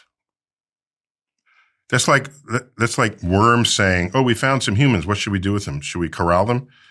No. If aliens came here, they clearly are more advanced than we are because we haven't left low Earth orbit in 53 years. So if they cross the galaxy to visit us, we're going to shoot a gun at them? They'll laugh at us. You know. In all the movies that we beat them. That's so funny. I've never thought about that before, that, we just shoot guns at them. We shoot guns at them. And did it really make a difference? You know. We put like Brad Pitt or whoever in like a Tom Cruise in a... What's your favorite space movie? Space movie? Well, sci-fi is The Matrix. Why? I love everything about it. The story is tight.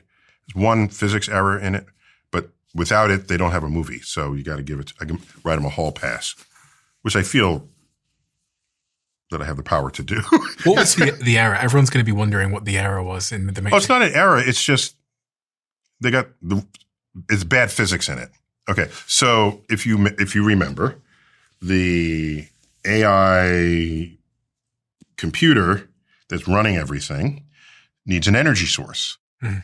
And so they're growing humans in these pods, knowing that each human radiates at about 80 watts. They didn't give that number, but it's a true fact. 80 watts, like an 80-watt bulb. That's how much energy you are consuming and using. It's an energy rate. Okay? So one of the writers must have known that and said, that's kind of cool. Let's use humans as an energy source for the machines. All right. So there are these pods of humans, and they grow the humans from childhood to adulthood, and they put in their head a world that they're living in, which is just in their head, and they think it's real, but it's not. That's the Matrix. Okay. But wait a minute. How do the humans get their energy? They feed the humans food. Well, why are you feeding food to humans and then using the energy from the humans for the machine? Bypass the middleman and just feed the machine. Something called the second law of thermodynamics. Anytime energy changes from one form to another, it's not 100% efficient.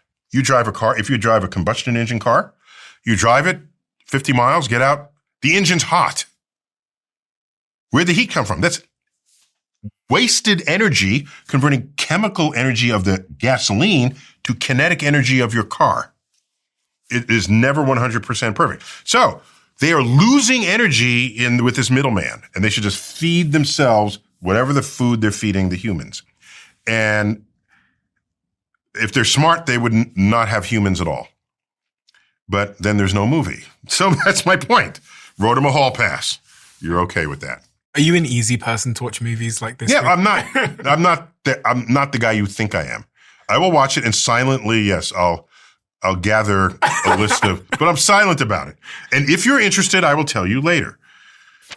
Have you ever heard about this before? This thing I'm holding in my hands now. This is called Ketone IQ. Their website is ketone.com.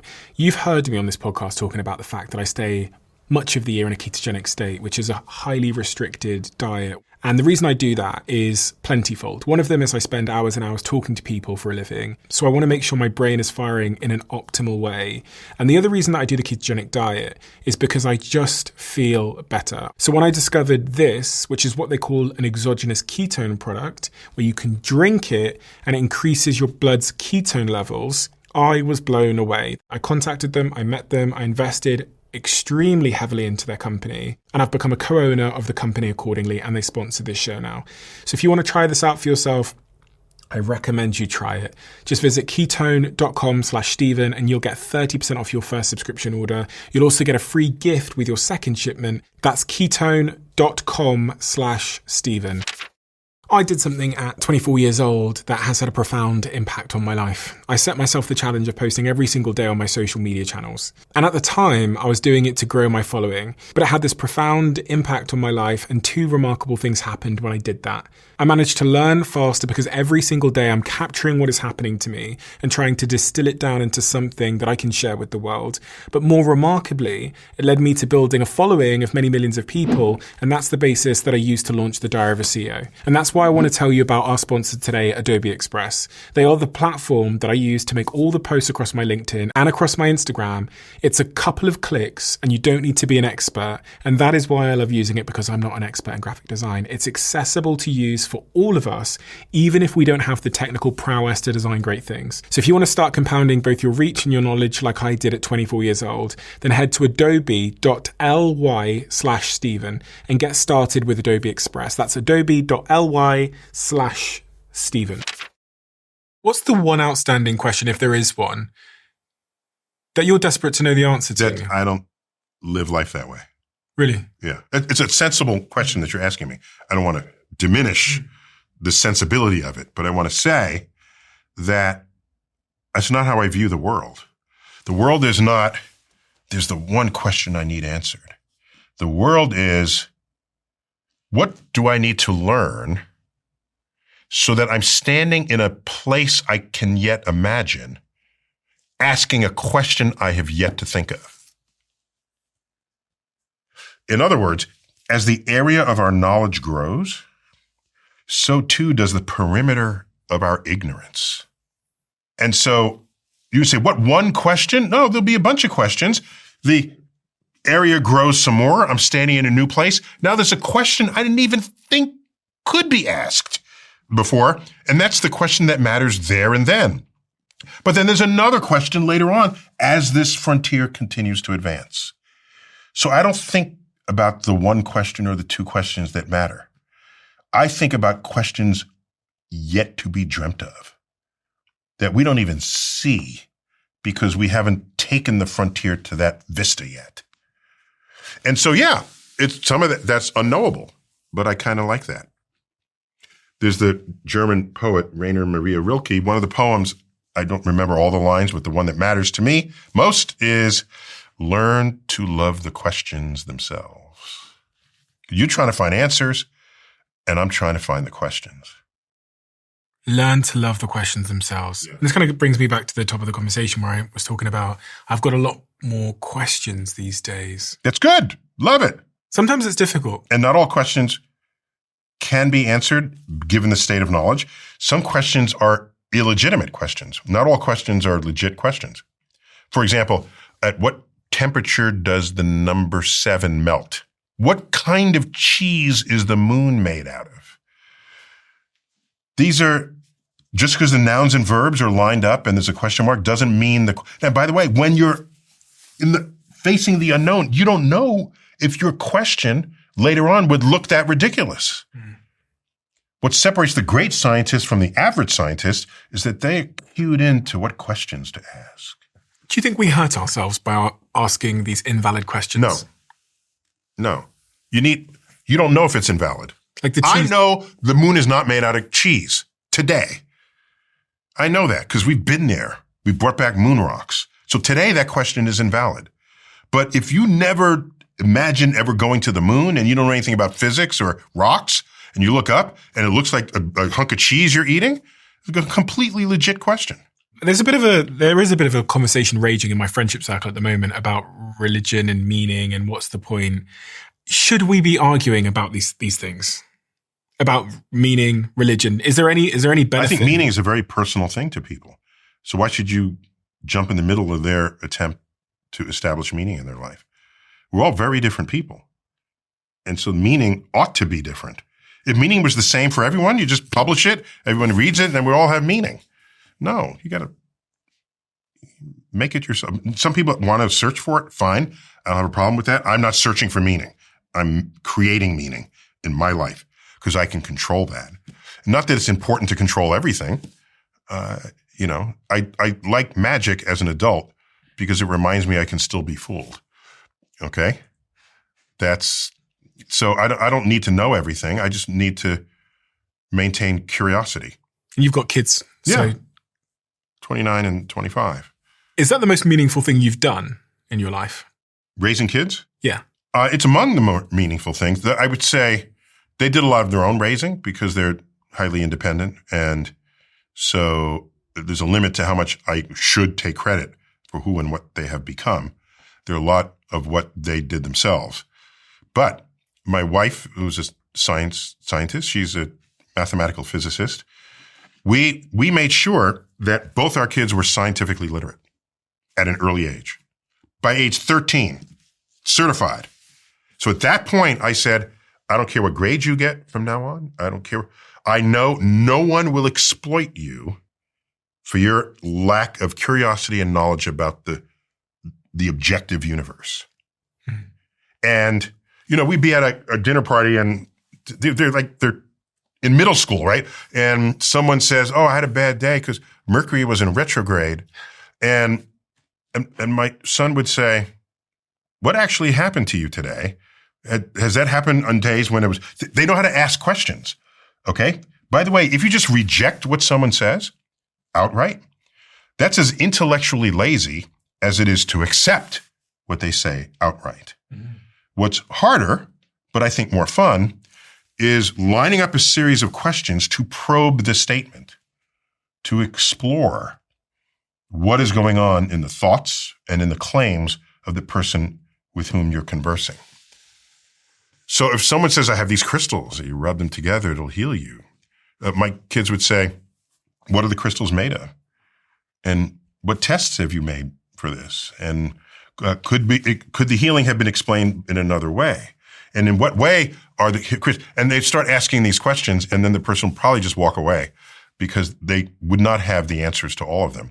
And then, remember I said, if an argument lasts more than 5 minutes, then both sides are wrong.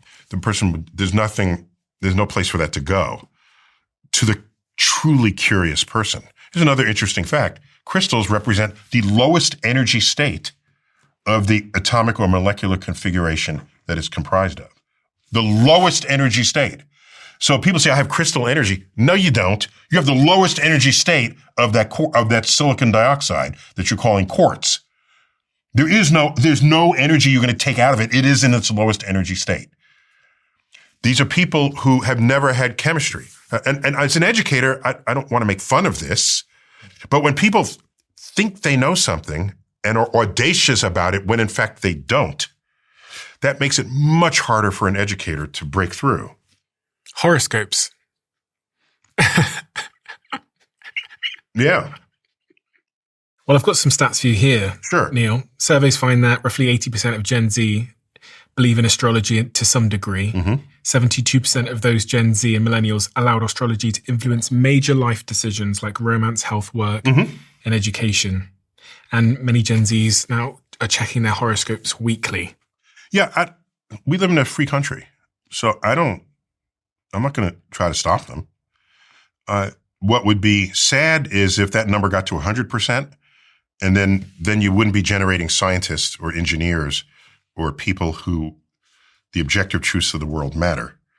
And then this civilization just goes back to the cave, where everything that happened in the natural world was mysterious, created by forces beyond our knowledge and understanding.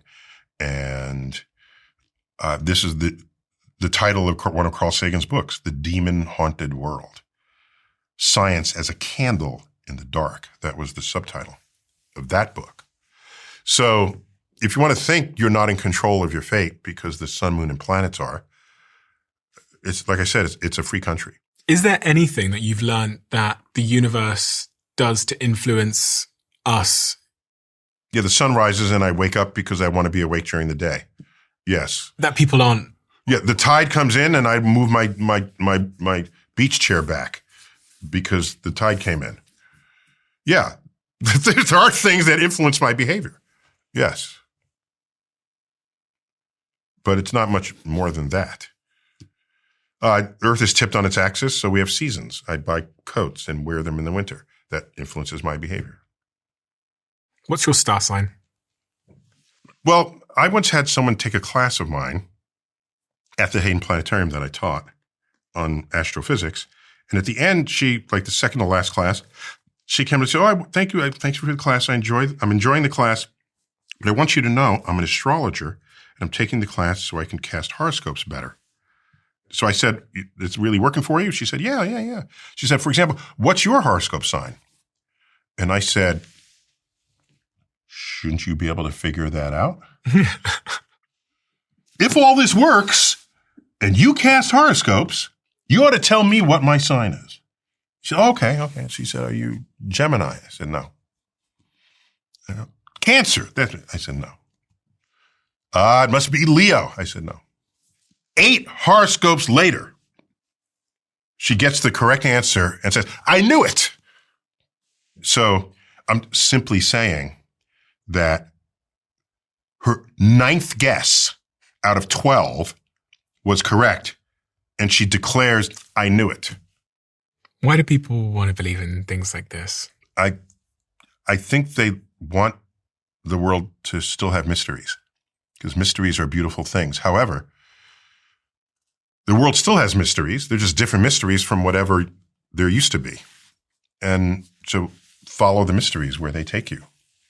And there's another branch of all of us who must have answers to every question, because they're not learning to love the questions. They only want to love the answer. So they say, "What was around before the Big Bang?" I said, "I don't know. We got top people. Something had to be around." I said, "I don't know. Must have been God." So there's their answer. Then they're happy. What happens after death? Well, it looks like you rot in the ground, but otherwise, that's what physics. It's got to be something. Your soul. I said, "There's got to be God, heaven." Okay, that's their answer. They've got their answer. And if that's your answer at every turn, you're not as good an investigator of the unknown, because you just invented the answer to the unknown. You're content. What is dark matter? I don't know. We got top people working. Is that the spirit of God? Okay. Then that person won't walk into a lab to continue to study what dark matter and dark energy is. I don't mind if you want to say it's God, but don't let that stop your curiosity. But if you say it's God and then you're done, then you're not very useful in the lab. Those people seem to be happier and healthier, though, which is the surprising thing. Religious people. Well, again, so it could be because they believe there's a God that tells them who to sleep with and where to eat and how to pray, or because they have a regular dose of community. I don't know that those are completely separable variables. There are people who they love and care about that they see every week, which is not happening with so many people today. Do you think you would be happier if you believed in God? I'm a pretty happy guy. Do you think you'd be happier? I don't know. I've seen very happy people in celebrating their version of God. But then there are other people who are really happy in their version of God. And here's the problem. Deeply religious people typically find other religions. Deeply religious people will declare for themselves and others in that religion that all the other religions are false. False. And if not false, just make preposterous claims. It is so obvious to them how false all the other religions are. Now you go to this religion. It is obvious how preposterous the rest of the religions are. You go around religion to religion. And so what's really going on here is devout people in so many of these religions are atheists to every religion but their own. Every religion but their own. Okay? How can a mountain have moved to Muhammad? That can't be. Okay. Oh, but yes, the creator of the universe impregnated a woman in the Middle East 2,000 years ago. That's more believable than anything in the Quran for this person. Okay? And then the Jews, he's saying, Jesus is the son of God? What are you crazy? Where'd you get that from? He's a good Jew, nice prophet, but son of God, you're going too far. So everybody's saying what's not true. So they're atheists for every other. They just don't believe any other religion. Whereas an actual atheist just has one more religion to that category. It's your religion. The atheist agrees with you that all the other religions are preposterous in their claims. But they also think your religion is preposterous. And people don't accept that. It's It doesn't land well. So I don't have any problems with people being religious. I don't have any issues with that. I don't try to impose other people try to do it. I've seen them do this. I have a quote where I'm misquoted just because they want me on their side. Okay, you ready? It's a simple quote. If every time I tell you science doesn't understand it, and you say, well, God must be that. God made the universe because God made life because we don't know how to make life yet. If that is your definition and understanding of God, then as science progresses, it will solve these questions, pushing the God back outward to places that have yet to be discovered. And so the quote is, if to you God is where science has yet to tread, then God is an ever-receding pocket of scientific ignorance. That references what philosophers have called God of the gaps. It goes way back, thousands of years. If we don't understand it, there's a God. The storm is Poseidon. Okay? Lightning bolt struck, it's Zeus. All right? That's God of the gaps. God of the gaps is a time-honored exercise in human civilization. And all I'm saying is that statement is objectively true because it's an if statement. If to you God is where science has yet to tread, then as science continues to tread, you're a shrinking pocket of scientific ignorance. That's your God. Okay? It's not an opinion. That's a statement of an if statement, the consequences of an if statement. I've had people take the second half and put it on a t-shirt. God is an ever-receding pocket of scientific ignorance. Neil deGrasse Tyson. That's not what I said. That's half of what I said. And that's only true if to you, God is where science has yet to tread. But to pull that out and make that the truth? No. I would never make such a statement. Ever. You're 66, right? Hang on. Hang on. I will be 67 in a month. Okay, so you're a month from this recording. So I'm 33. Okay. Half my age. Exactly half. And I was wondering, you're a very wise man. What is the advice that you wish someone had said to you at 33 that you could give to me now? I have no such advice, and I'll tell you why. If you're alert and you're smart, alert meaning you notice things and you're smart and you learn,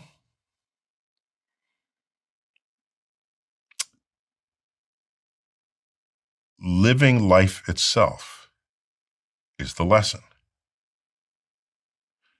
So a version of what you just asked is, given what you know today, what would you tell yourself if you met yourself when you were 15, 20, 25, 30, whatever? And I said, I wouldn't tell him anything.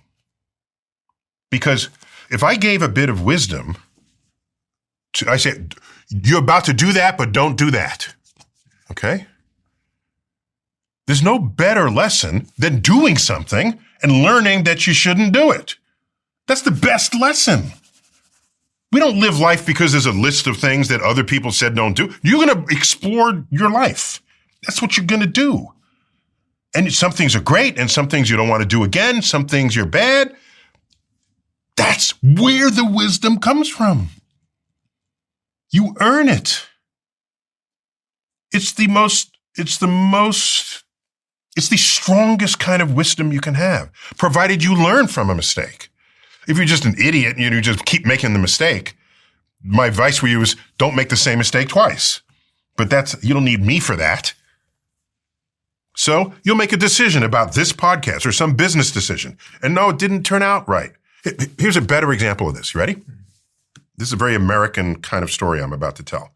Immigrant comes over, back when that was a thing you could do, comes to the United States, and they work hard, very hard working. They first sweep the street in front of a storefront, and then they're in the store and they learn the trade. And then the owner dies and they take over the trade. And they're working hard and they're scrapping and then they buys the adjacent store and they build the thing and then he moves and he lives in a big house and he has kids. Okay? And he says to himself, when I was your age, I had to scrounge for food and I had to sweep things. And I want to make sure my kids don't have to do that. I want to make sure they don't have to do that. Okay? So you provide things for them so they don't have to do this. And now they grow up and they're adults and they're deadbeats. They have no motivation. They have no ambition. They have no vision statement because everything got handed to them. And what does the adult say to the kids? Where did I go wrong? I gave you everything I didn't have. That's where they went wrong because they gave the kids everything he didn't have. And what made that person was what they struggled, the decisions they had to make, the decisions they got right, the decisions they got wrong, who they met, how they treated people. This is life experience. And it doesn't come on a bumper sticker. It doesn't come on what's the secret? Just like going to someone's home and one of the hosts is actually a trained chef, right? And maybe worked in a restaurant and they prepare this exquisite meal. And you say, this is delicious. What's your secret? Oh, the secret? I went to chef school for 6 years. That's the secret. You're thinking this is one sentence I could tell you and then that'll make everything better. No. Just stay alert, learn new stuff every day, and learn from your mistakes because those lessons are greater than someone just telling you to not do it.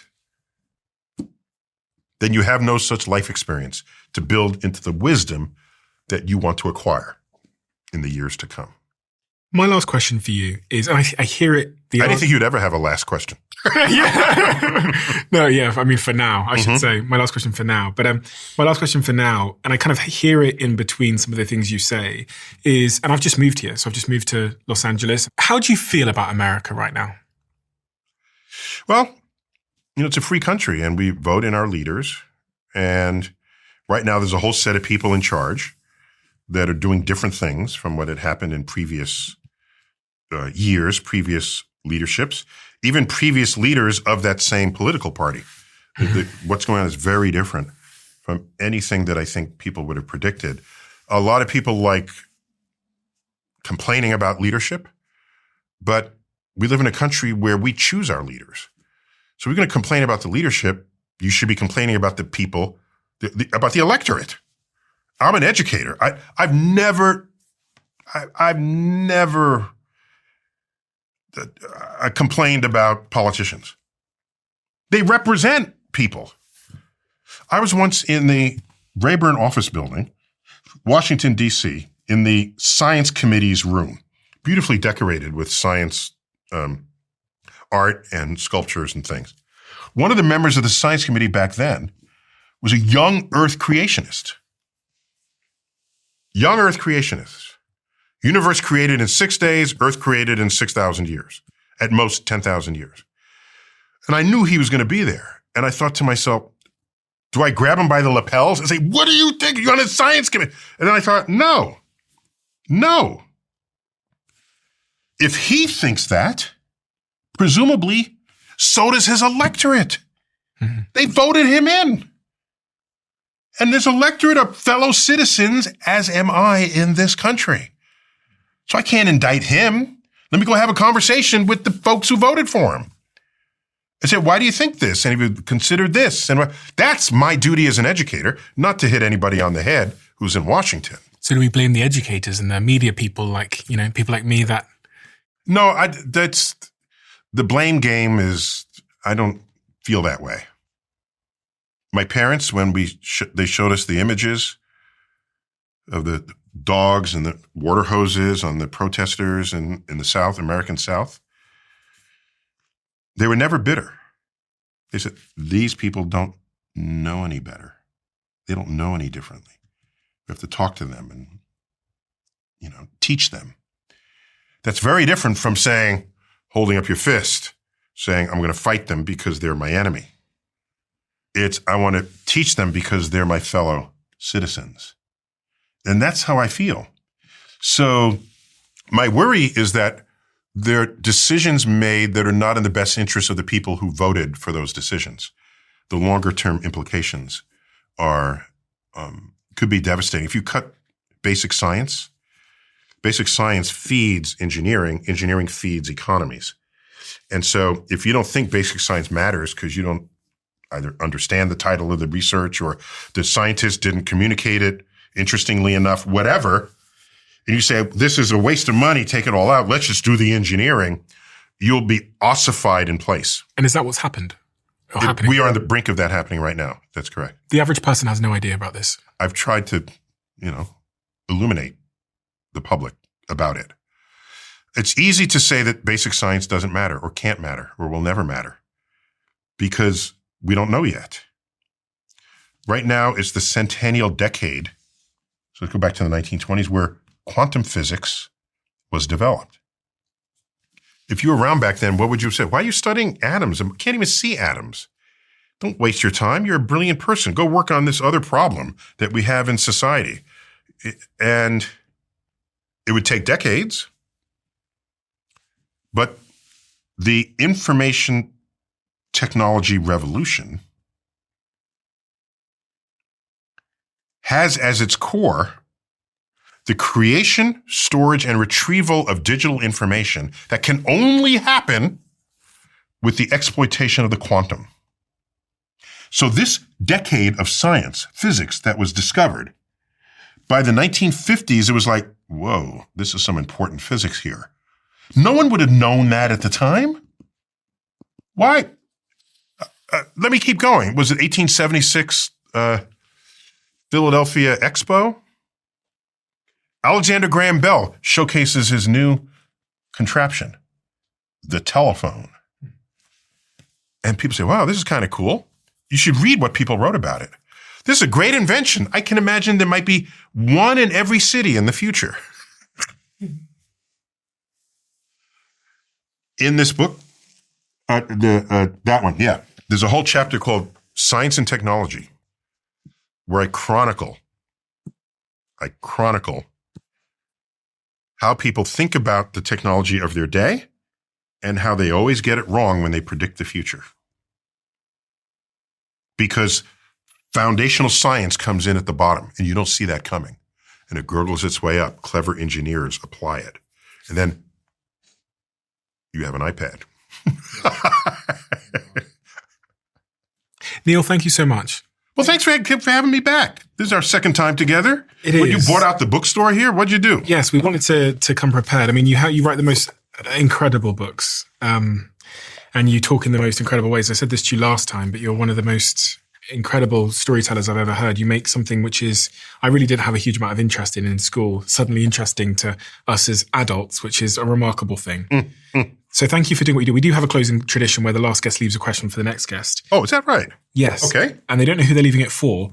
The question left for you is, how good are you at knowing what you will regret? And is there anything you do regret?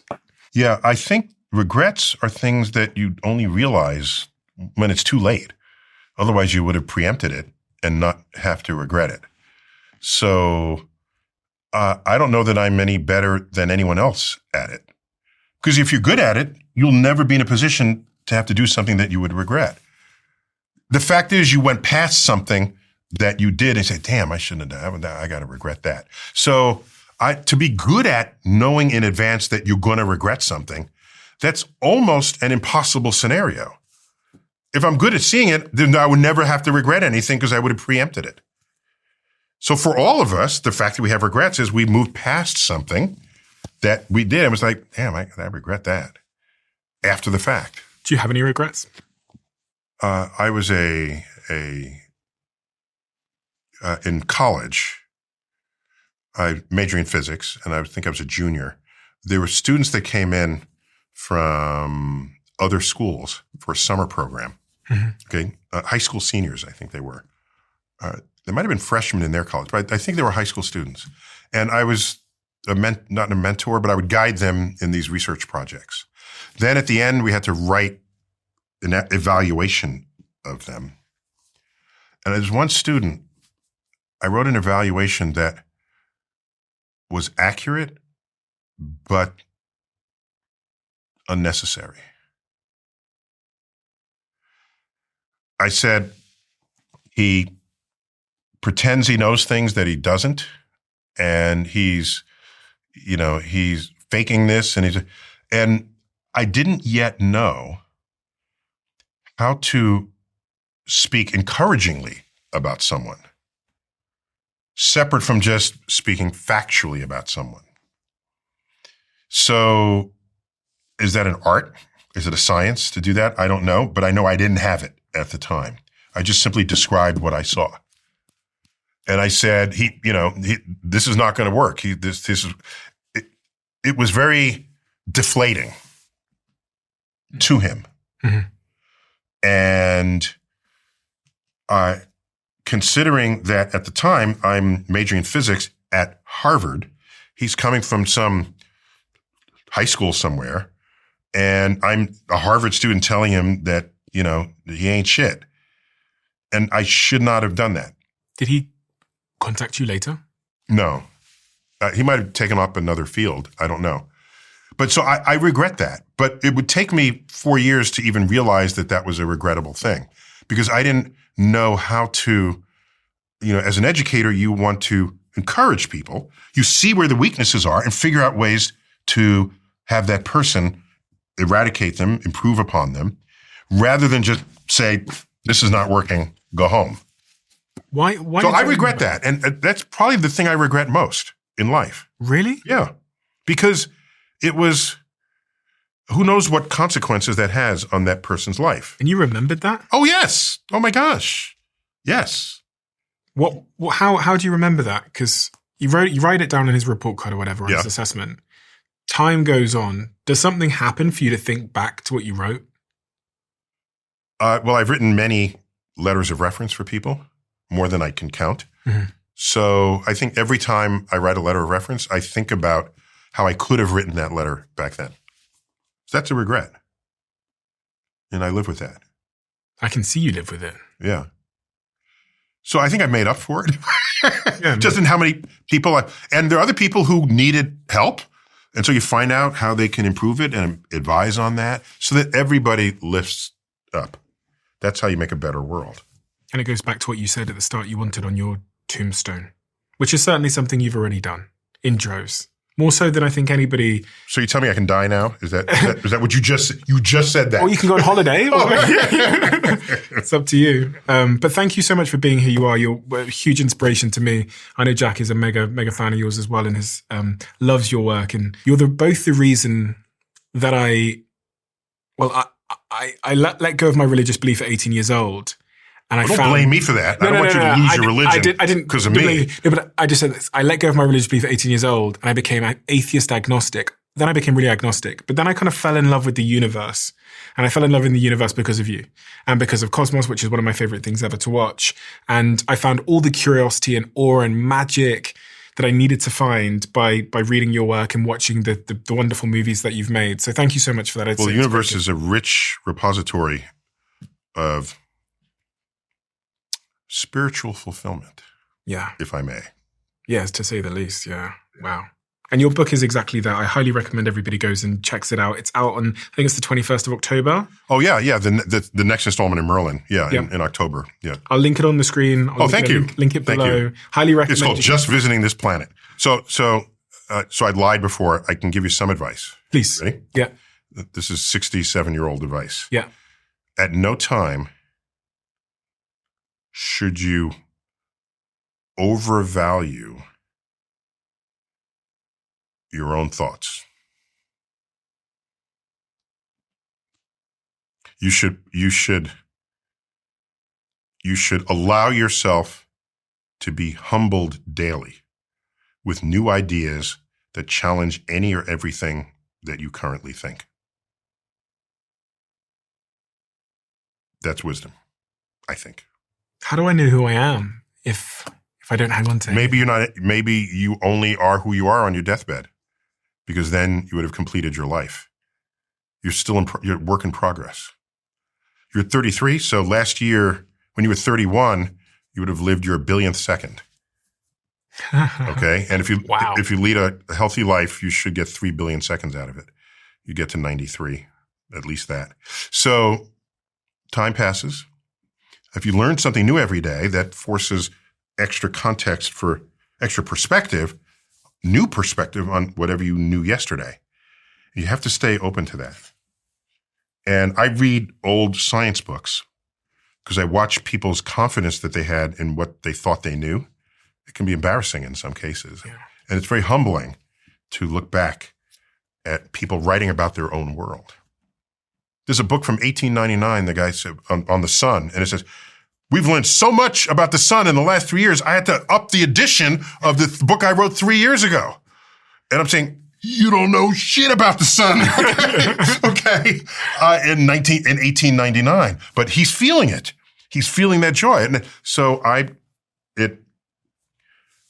it keeps me humble on the frontier, on this perimeter of ignorance, because there's way more to discover than anything you've already learned. Maybe that's the antidote and medicine that society needs right now too. I think so, because everybody is running things thinking they know better than everybody else.